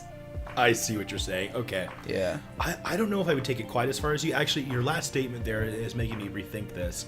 I'm more willing to see Sora as a gaming icon, but my big issue is I by no means would rather see Kingdom Hearts stuff in Smash Brothers over Dragon Quest stuff. I think Dragon Quest is a much bigger priority given its huge history with Nintendo. And that's what I'm saying. If you strip away the Disney and Square Enix stuff from Kingdom Hearts, is what's there really up there with like all these other like big names in gaming? Is that stuff that's really as crucial to gaming as all these other properties? And people are gonna argue with us on that, and that's fine. Sure. I just think both of us are in the boat that says no. Yeah, it's a thing where it's just I don't see him as like an actual huge gaming icon. I think there's a lot of kids who grew up with Kingdom Hearts, and the thing is, I also grew up with Kingdom Hearts. I did too. That was one of my really early like gaming memories. Was like the first Kingdom Hearts. I was enraptured games. with it. I was absolutely enraptured with Kingdom Hearts. I was very into it. I got into that before I got into Final Fantasy. I played Kingdom Hearts before I played any Final Fantasies. So like, I actually, and I kind of forgot to mention this last video. I did play Final Fantasy, what would be now 4, I believe, when I was very young. So you played Final Fantasy 2, as it was called in America. It's the one with Cecil Harvey. Is the way I always remember it. Cecil Harvey, attorney at law. That's right. Cecil Harvey Birdman. I feel like Sora is a character that's more like a tourist in gaming history as opposed to like an actual like iconic historical gaming character. Okay. So I don't know. It's the same thing with like Klonoa, I guess. How people like say they want Klonoa in, like, oh, it's got the Pac-Man reference on the hat and everything. And because remember before we knew about Pac-Man being in the game. Oh, you know what? I see what you're going for. I think, anyway, the interpretation that's coming to my mind is Klonoa really something that made a big impact on gaming on its own? And I would say no. Yeah. And that's my main thing, is I don't feel Sora's up there with all these other Square reps especially. So that's the thing then, is now that if we've cleared out Kingdom Hearts, to be honest, any other Square Enix category we could talk about kind of falls into that. Because like, for instance, the next topic I had on here was there were rumors recently about them adding a character from Bravely Default. And I mean, yeah, they could do that. They could add. Yeah, I heard about that. They could add Neku from The World Ends With You. But like, are they really going to add any of these things over anything else? I'm not convinced. I would love references to The World Ends With You. Oh yeah. I would love an assist trophy with them, just because there's some really interesting concepts there. I would love to have the noise factored in some fashion, or to have like rhythm and beat as an assist trophy.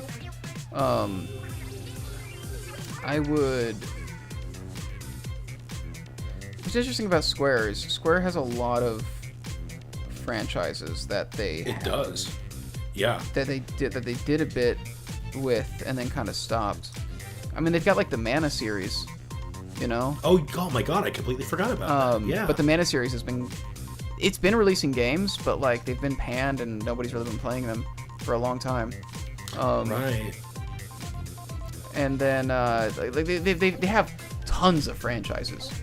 And then like a lot of like other like smaller like one-off games. You've got like Chrono Trigger. Yep. Which That's I would another love one to to be see that really interested represented as an in. assist trophy. I would love that as an assist trophy. Either Oh my Chrono God. or Frog, just somebody from Chrono Trigger. I would be into Chrono as a playable character. So would I, but I feel like I feel like that wouldn't happen as a playable I mean, character. I know Just it's as a size weird, fit. you know, for so many of you watching, I know it's going to be weird to say because of the conversations I've had with so many people. For me, Dragon Quest is just so up there. That's what I really want to see next. It's definitely one of the biggest ones for me in terms of just like this is one of the biggest series in gaming. Period. Yeah. I'm just running through what else like Square has. They got a bunch of one-off stuff like Illusion of Gaia, and I think it was them. I have Brave two, Fencer Musashi and stuff like that. I have two Square characters on my list I want to bring up. Lara Croft. Yeah, I was about to go into that. It was like they also acquired a lot of stuff. Like they acquired Hitman for a bit. I think Hitman split off though. But they have Okay. Tomb Raider now. Yes. What do which you think is- of this? Lara Croft is a gaming icon. She is. I'm thinking she wouldn't fit Smash all that well compared to a lot of other options out there. Yeah, I'm not sure about that, but once again, if it comes down to a matter of priorities, I don't think she's going to win out at the base roster of Smash Ultimate. I mostly think it's just because she's from such a realistic kind of down-to-earth sort of thing that there's not a lot of room for creating like a creative moveset with her. Compared to like, you know, people say like, oh, Snake, but like the thing with Snake is like his games are so weird. Oh god, yeah. Snake. Have any of you played a Metal Gear game? Yeah, and Heck, like and those games and not only get that, but wacky. he gets so many tools. Oh my gosh, or like, Yeah. gosh, there's so much. Like, just watch the Psycho Mantis fight in Metal Gear. It's, Like the Metal Gear games are very odd, and so Yeah. you can get away with doing like a lot of weird stuff. I worry that if you take too many liberties with creating a moveset for Lara Croft, it won't feel like Lara Croft. Now, we've talked about this character before, but I wanted to recap really quick because it also counts as Square Enix. Gino? You want to retouch on Gino. It's That's been a the thing long is- time since we talked about Gino because that was back in our Mario video, which was our first one before we got like any Smash information besides Inklings being in the game, I think. He feels more likely to me now than he did back when we were first talking about it. Me too. I mean, now that we've gotten these big, like, long requested Smash characters like Ridley and King K. Rool, Gino has become to a lot of people a very likely candidate, and I tend to agree. Almost Back then when we did everybody the that we Mario, got as Mii costumes has been showing up as playable characters, and it seems like this time around he really is just going off of like, what are the fans craving? Like, what are they really screaming for? And also Daisy. oh well, God, and like. and also, like, God, based on the interviews and the Mii costume and everything, I think Gino was just a personal favorite of Sakurai himself. Gino was one of those characters. And if and- Sakurai is making his Ultimate Smash Brothers game, yeah, he's gonna want to include Gino. I mean, yeah, I this think. is something that we talked about back in the Mario video as well.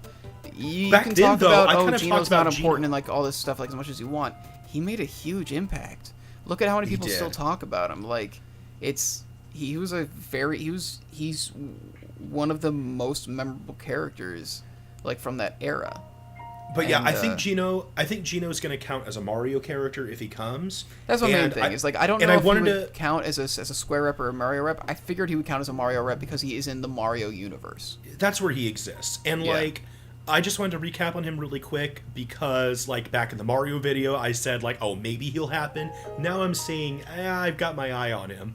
He's one of the most likely newcomers for me at this point, as far as for unique me, newcomers. Do you have anything else for Square Enix? For me, that's all of the third-party characters I had listed under licenses we've already got in Smash Brothers. I mean, yeah, touching on Geno and Dragon Quest and Kingdom Hearts was really all I had in mind. The diversion to Lara Croft and stuff was nice. All right, here's what I got next. These are the third-party characters from completely unrepresented companies. So the first one I got on here, this one's kind of unusual. For me, this one's another classic NES icon. I think another one of the ones that were missing, coming from Tecmo, Ryu Hayabusa. Oh. Ninja Gaiden, kind of like Castlevania, was this big series within itself for the NES, kind of building a legacy there. And it hasn't, it's had more recent games. They're not quite as prominent, but they're there, and they were pretty well liked at the time. Plus, obviously, Ryu Hayabusa works himself as a Smash character, utilizing his special abilities from the Ninja Gaiden series, a katana fighting style, and his fighting moves from the Dead or Alive games. Yeah, the history with Nintendo's there. And, like, the iconic characters there. People know Ryu Hayabusa. Nintendo and The only Tecmo thing I are on worry really good about- terms because they've done, like, the Hyrule Warriors and stuff recently. The only thing I worry about is that, the Ninja Gaiden series has not been doing well. No, yes. Uh-huh. That said, I Not don't know how much recently. that actually matters, because, we got Mega Man. And Castlevania, too, to be frank. Yeah. Yeah, Castlevania's been rough. Mm-hmm. So maybe... he's iconic. I wonder if he's iconic enough compared to some of these other options. That's what's hard for me to say. For me, Ryu Hayabusa is the natural progression from Mega Man and Castlevania. I just don't know if Smash Ultimate's going to reach there just quite yet. It depends on if we're going to keep going back to NES stuff or if we're going to go to... Newer things. Yeah, it'd be cool to see him. It just, I don't know what else there really is to say about him. Like, the stuff is there. It's just, is that somewhere he'd want to go? Yeah, it's an idea I really like. I'm just not sure if we're going to see it And yet. that's really the only Tecmo idea outside of, I guess, a football player. Tecmo Bowl is one of the most... Tecmo Bowler. Oh, man. I've got a couple of companies that I've got a whole list. You can take the next one. That's the fine. thing is, yeah, like I've got 5 companies written right now that haven't been touched on I yet. got 1, 2, 3, 4, 7, 8. I don't know. Jesus Christ. Okay. What's yours? I felt like I was stretching it with some of these, so all right. Let's Okay, trade off. here's one that I know you do have. one. Here's one that I know Okay. you have. I know you have Ubisoft. Okay, this one is my most wanted character for Smash Rayman. Ultimate. Rayman. Oh my god. we get a Ubisoft that is rep, it's like gonna be that is Rayman. the remaining series I grew up with as a kid. And so I just really want Rayman in Smash Brothers. If we get a Ubisoft rep, it's going to be Rayman. Well, of course it's going to be. There are some people who will argue the Rabbids might make it in because of their big No. crossover recently. No, fuck the Rabbids. I think it's got to be Rayman. We would Now- get Rayman and we would get the Rabbids as an assist. Now, this is brand new information just as of today, the day that we're recording this. Did you see the whole thing with Brawlhalla? How Rayman's in there? Yeah. Yeah, I think it opens a lot of doors. Well, no, some people argue it closes them. That's stupid. They say that because Rayman's in Brawlhalla, they're doing that because he's not going to be in Smash. That's stupid. I agree. It is stupid. Do you know how many games Shovel Knight's in? Well, and I was going like, that's as dumb as saying, oh man, Mega Man's in Marvel vs. Capcom, I guess he can't be in Smash Brothers. They're not going to say, like, we only want to make money once. Like, no, they would...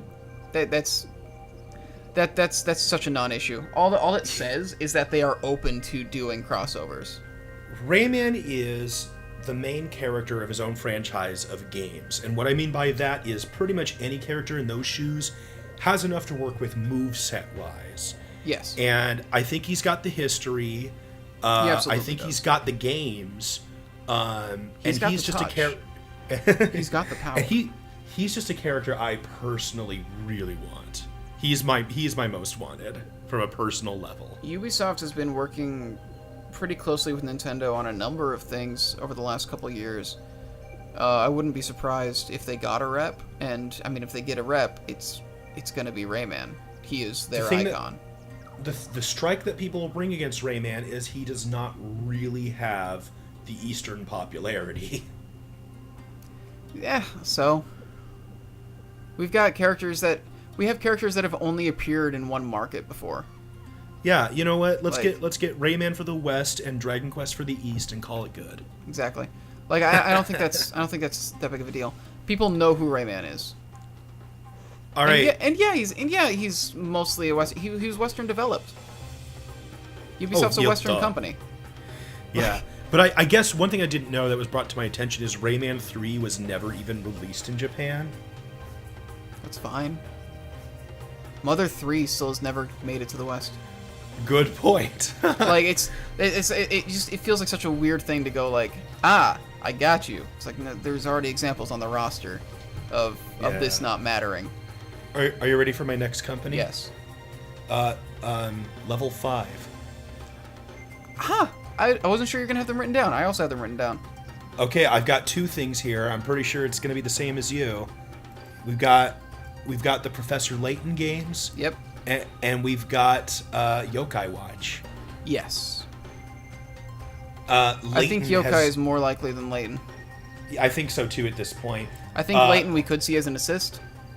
But like Layton was something that a lot of people loved as a series. Personally, I didn't get into it because I was such a Phoenix nerd. But I played one of them and I enjoyed it.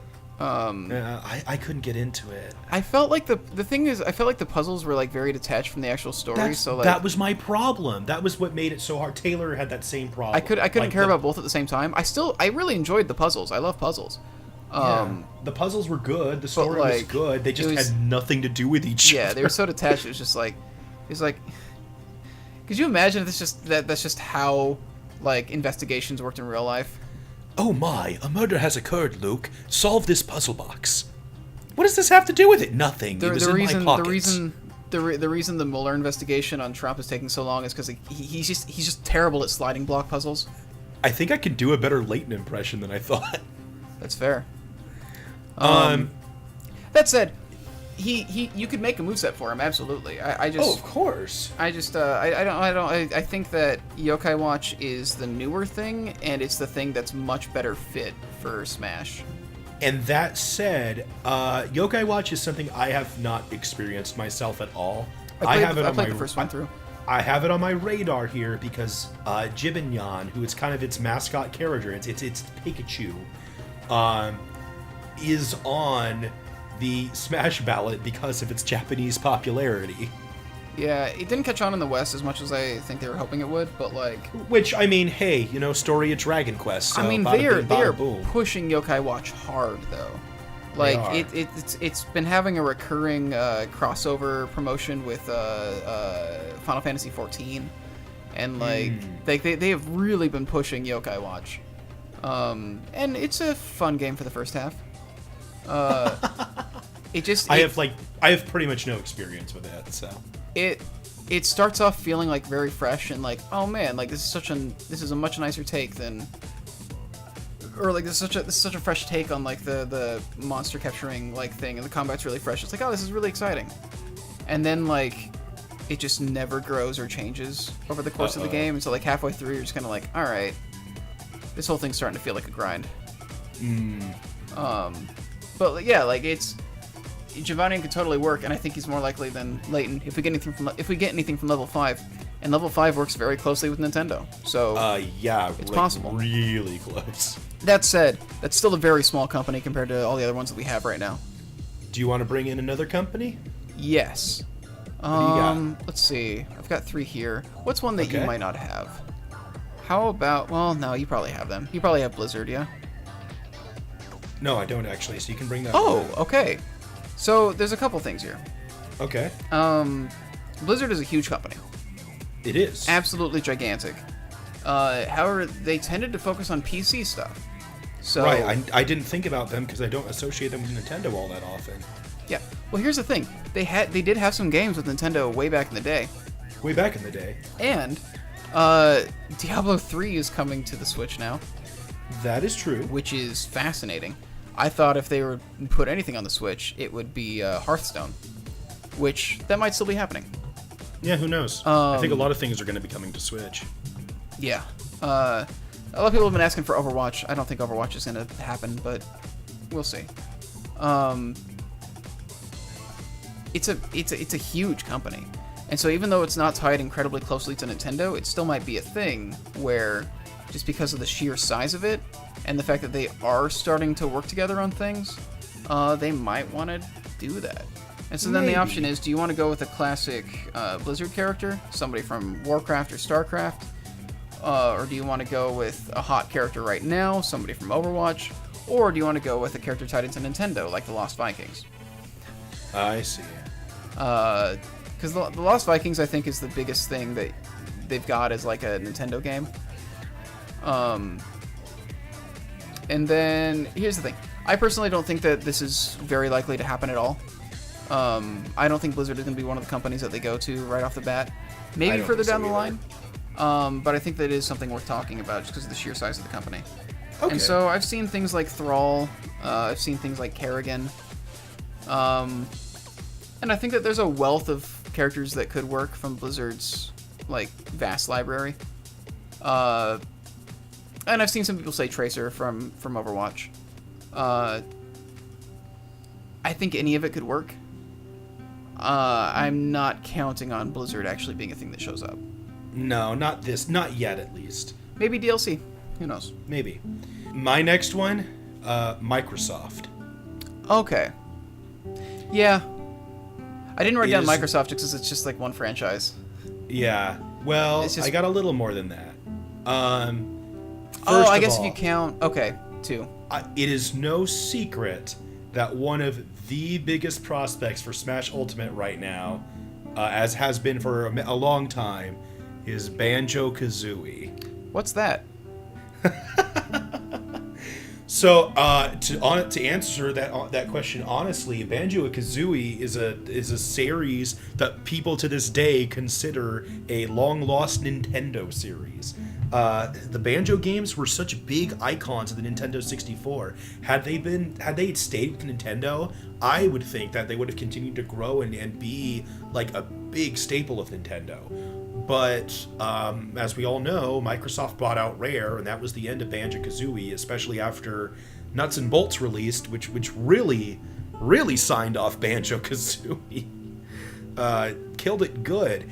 That said, there are so many people who grew up with the games and remember back then what an icon Banjo-Kazooie was to Nintendo, that they still want Banjo-Kazooie and Smash Brothers, and I tend to agree.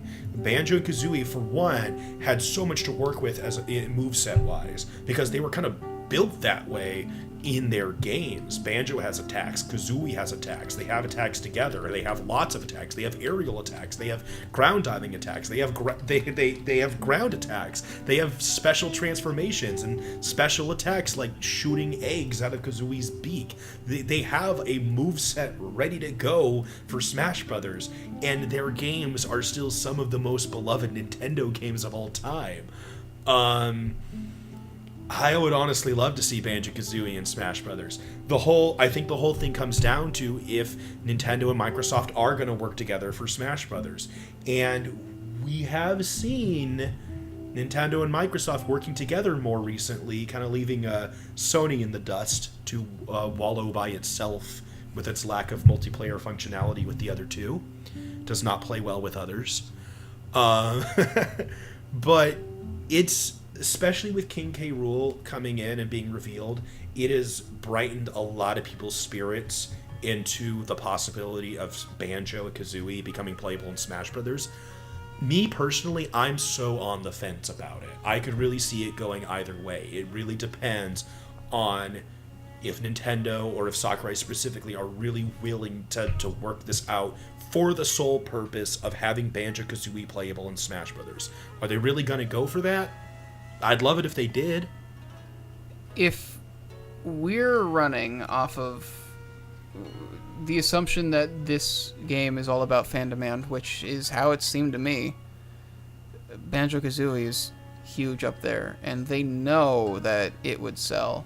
Like, even if it's DLC, like, they know that this is a character people want. There's no way they don't know it. Oh, yeah, they must. And I feel like with something like this, with how much of a powerhouse Smash is, no company is going to be difficult to work with in terms of like letting a character be in it.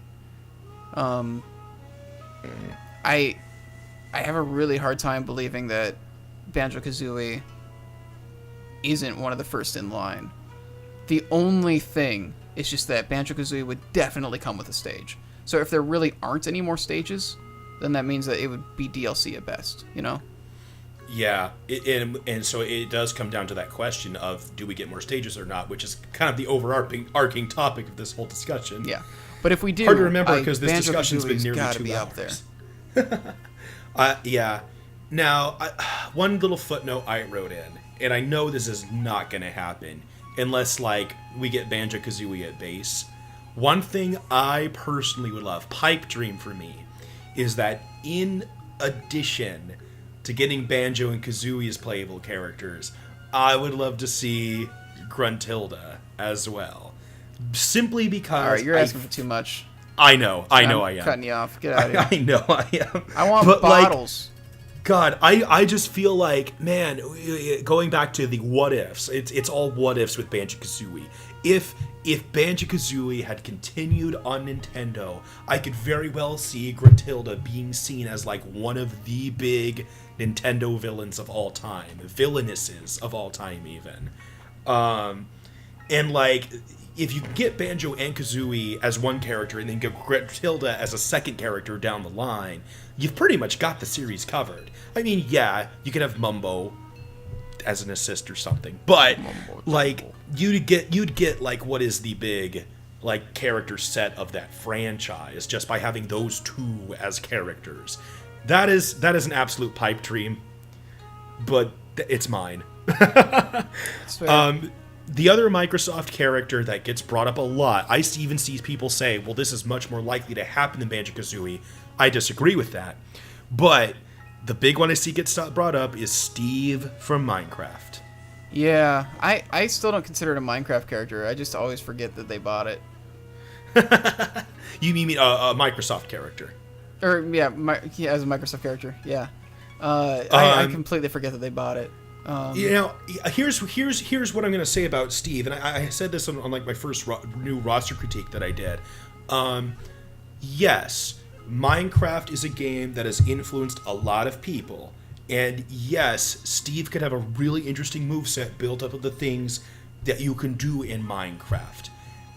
And yes, Minecraft is on Nintendo consoles.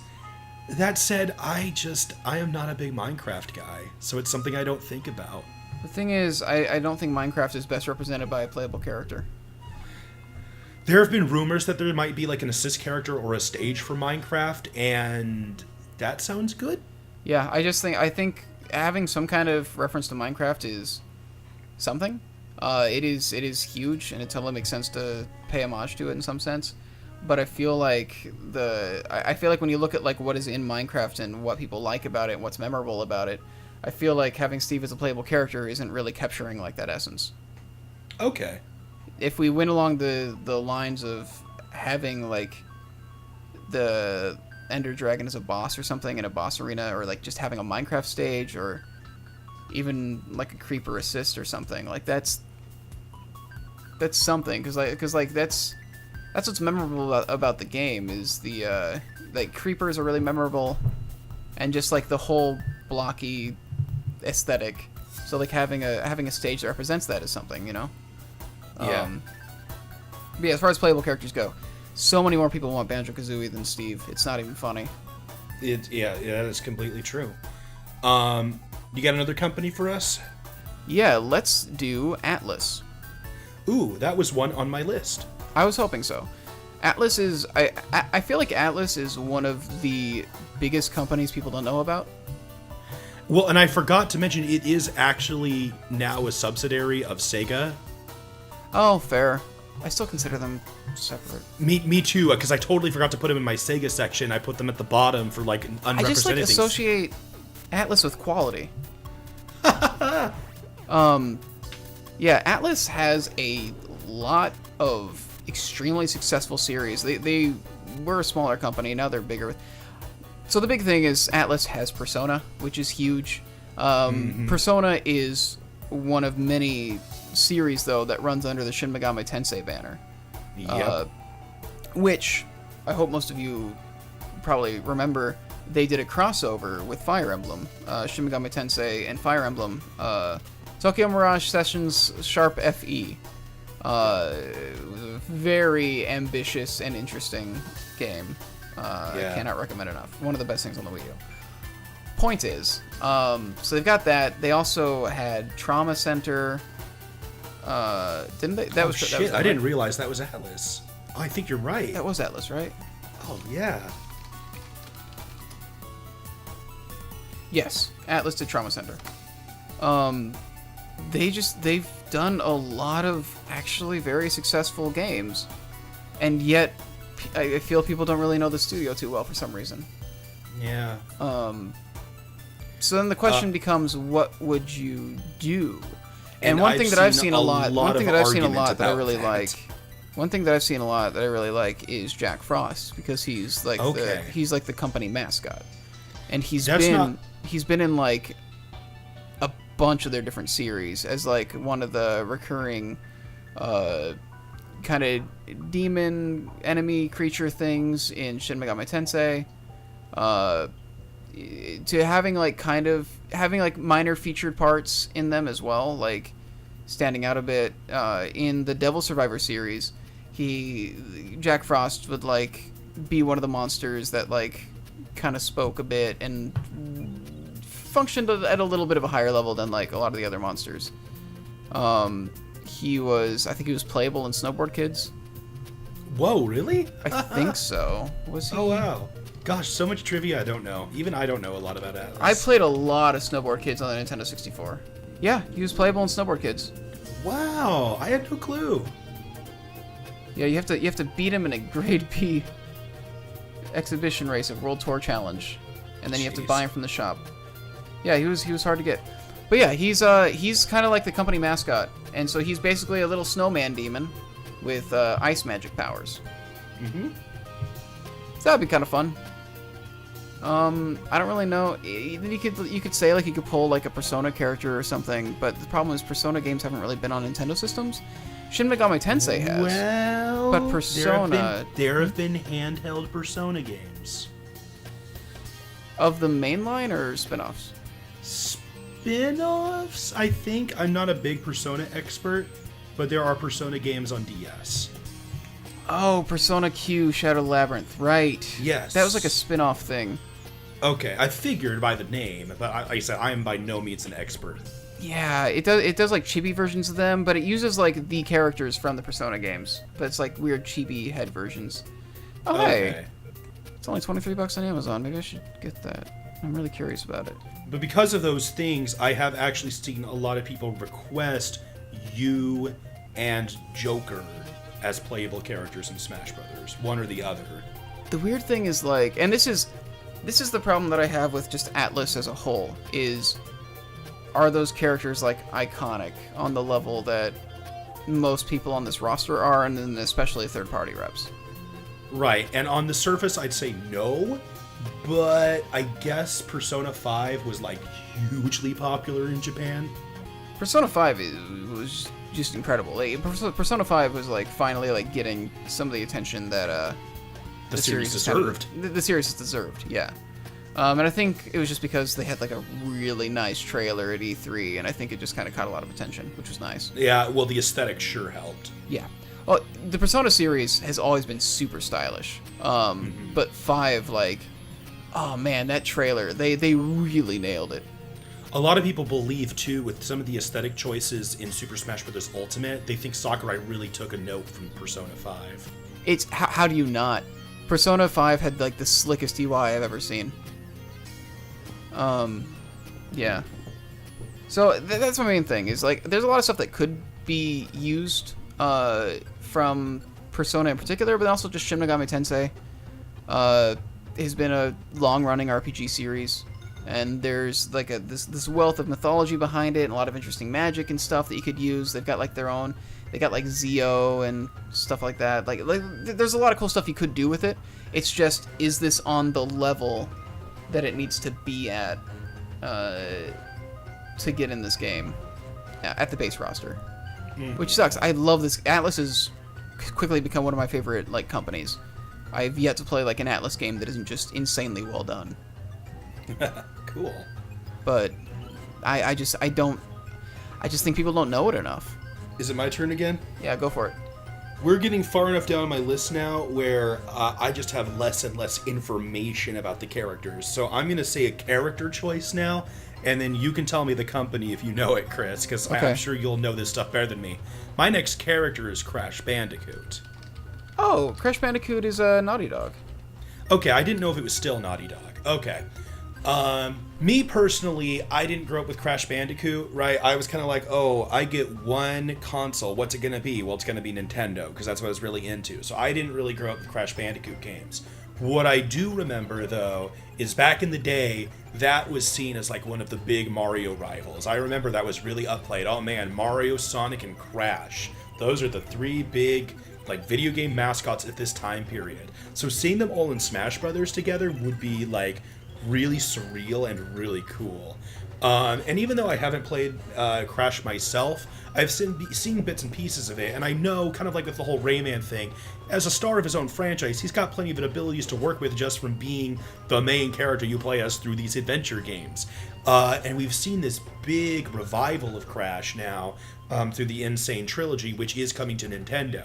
Now, some people might believe it's too late for it to be considered for base roster, but many people agree that it's a prime choice for DLC. And I tend to agree with that for all those things. He even has a pretty big following in Japan, despite the fact that he's a Western-created character. So I could see either him or Rayman being the first, like, Western third-party character in Smash Brothers. So I'm looking at it now, and though Naughty Dog created the character, Naughty Dog isn't a publisher.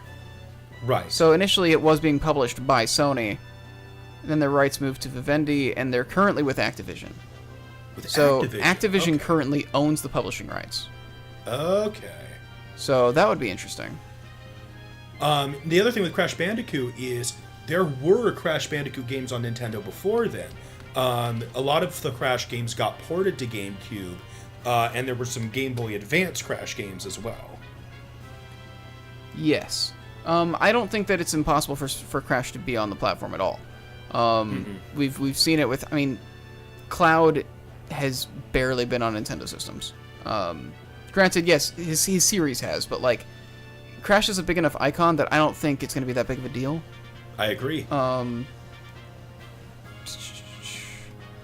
Sorry, I was looking at another character who's kind of in a similar boat, just to see how that shapes up. Is it the same one I'm thinking of? Most likely.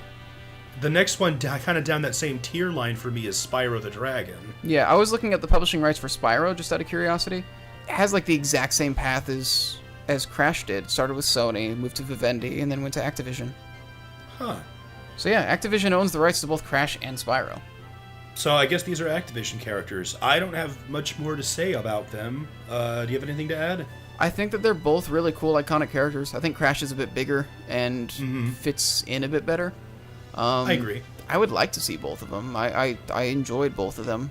Even if it's just as assists or like other little references, like it'd be cool to acknowledge like their existence. But yeah.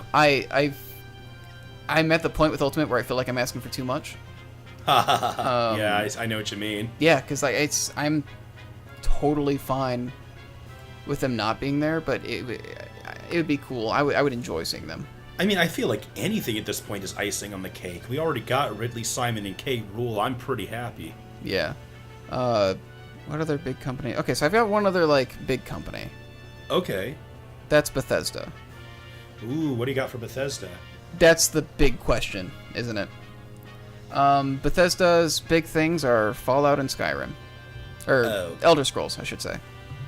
Okay. And, like, I don't particularly think there's any good characters from it that would really fit well into Smash. I've heard people say, like, oh, what about the Dragonborn? Yeah, Dovahkiin. And I'm just like... What about it? I just feel like... It'd be fun. But Yeah, like, they could be fun to play. It's just like... I don't know. What makes this a priority? It's just like for a Smash character. Brothers? Yeah, compared to like all these other like super like defined characters. So that's my main thing. I wanted to bring up Bethesda just because I have seen it going around and it is a really big company. Yeah, that's fair. Having a reference to it would be interesting. But we've already got a Rathalos, so putting a dragon in the game would be weird. I've got two more characters on my list, which kind of like Crash, I just actually don't even know who owns them right now, or I don't remember the name. All right, let's hear it. All right, these are characters I see floating around a lot. First one, Doom Guy. Oh, that's Bethesda. Okay, I was wondering. Yeah. I thought it might be. I'm an idiot. Yeah, that's Bethesda. That's the most likely to come from Bethesda. I think. I still don't think it's incredibly likely, but a lot of people are really getting on that bandwagon now. Well, it's because Doom is such this icon of first-person shooters as a genre. I guess. It's just weird to me that translates so much into Smash support, I guess. Yeah, me too. I wouldn't hate seeing him. No, It's I'd be just interesting to intrigued. me that people are, like, so into it. All right, cool. So that did tie into Bethesda. I think that leaves us with our final character, unless something springs into one of our minds at the last minute here. I got one more character on here, and that character is Travis Touchdown. Oh. People have been wanting him for a long time. Now, correct me if I'm wrong, is the name of that company Suda51? Oh, no, Suda51 is the developer. His the company developer. is Grasshopper Manufacturer. Grasshopper. I had both those names in mind. I just didn't know which was which. Yeah, Suda51 is the guy. Okay. Oh, man, it's published by different companies and every... Oh! This is interesting. What's that? In North America, it's published by Ubisoft. Wow, I did not know that. The first game was. Okay, let me see if this was also published by... Oh, no. Okay, but then Grasshopper actually published the sequel. Oh. Or no, okay. they're publishing Travis Strikes Again, No More Heroes. Okay, which is the third one that's coming out. Yeah, they're soon, publishing right? the new one. Okay. So I guess they own the rights now? Maybe. Yeah, because Ubisoft published the sequel. Yeah, so it was published by a bunch of different places. So 1 and 2 were published by Ubisoft in North America, Marvelous in Japan, and Rising Star in Europe. Wow. And then this new one is being published by the developer. Oh, okay, cool. So I guess it's not Ubisoft? And I guess it was never really Ubisoft. Ubisoft just did it here. Ah, God, publishing rights are so confusing. It is. I hate this entire thing. Yeah, so that would be its own thing. That's almost basically just a miscellaneous... That's such a weird situation to be in. So as a Smash character, I think Travis fits pretty well from the standpoint... for one, I think his moveset fits pretty well, because it's basically melee moves plus lightsaber. So I think that translates pretty well on its own. Yeah, he absolutely would fit. Additionally, I mean, the No More Heroes games are very, very associated with Nintendo. Yes. The only thing is they are newer and smaller. So, I mean, they were on the Wii. yeah, That was a while ago now. that's a fair point. Like, we've got Splatoon on the Switch. We've got Splatoon in the game now. So, Yeah, no. it's been around long enough. But yeah, at this point now, we've been talking over 2 hours about these unrepresented characters. So I don't know if you're going to split this video into 2 parts or something like that, or I have just no going to do a idea lot either. of editing. But I'm at the point where I can't even think about it. Yeah, me either. I've worked 21 hours the last 2 days. I'm running on no sleep. And I've been on strike. It's 5 in the morning here. It's getting pretty late for me I too. didn't think we would go this long, Oh god, me either. but here we are. I think we've talked about just about every character we could think of. I think so. I'm sure someone in the comments is going to point out, you didn't talk about Ryumi from Wave Racer or something like that. Hey, how come you didn't bring up Jack and Daxter? I don't know what. I'm so late. I think that's really funny. Oh, Just we need to get all the PlayStation 2 icons into Smash. you now. know, they can go into their own fighting game that sucks. That is all of the base roster speculation that I think we're going to be doing. Yeah. I do have a couple of ideas of what we can do in the future. I do think that we are going to do some Smash Talks based around DLC when the game actually comes out, or at least when we actually know the final roster. Mm-hmm. And then I have a couple other ideas of stuff that we might do. I think we're going to have to talk it over a bit more and see how we feel. And other than that, thank you for joining us on this on this long revival. It's been nice seeing so many of the old subscribers kind of come back out of the woodworks and see how many of the new ones we've pulled in with this mess of unsubstantiated claims. And thank you so much for watching. It was really fun for me. I'm glad we got to do this. Thank you for inviting me to all these videos, Chris. Oh, absolutely. It's the only reason I was able to stand doing all this again. If it was just me sitting in front of a camera again, I don't think I would have made it. With that said, thank you for watching. Have a wonderful evening. Hasta la pizza. That's going to be my new sign-off. I Hasta just la made it pizza. up. What do you think? That's going to be my new thing. Hasta la pizza. That you have to do it. It's actually really good. Oh, sweet. I'm doing it. The best ideas come at 2 in the morning. Can't really do anything with the Dustus. Don't get left behind in the Adustus. I don't know. Adust to dust. Eat my Adustus. Eat my Dustus. It sounds vaguely sexual with that. Oh, shit. At that point. All right. Hasta la pizza. Bye. Well, that was a marathon.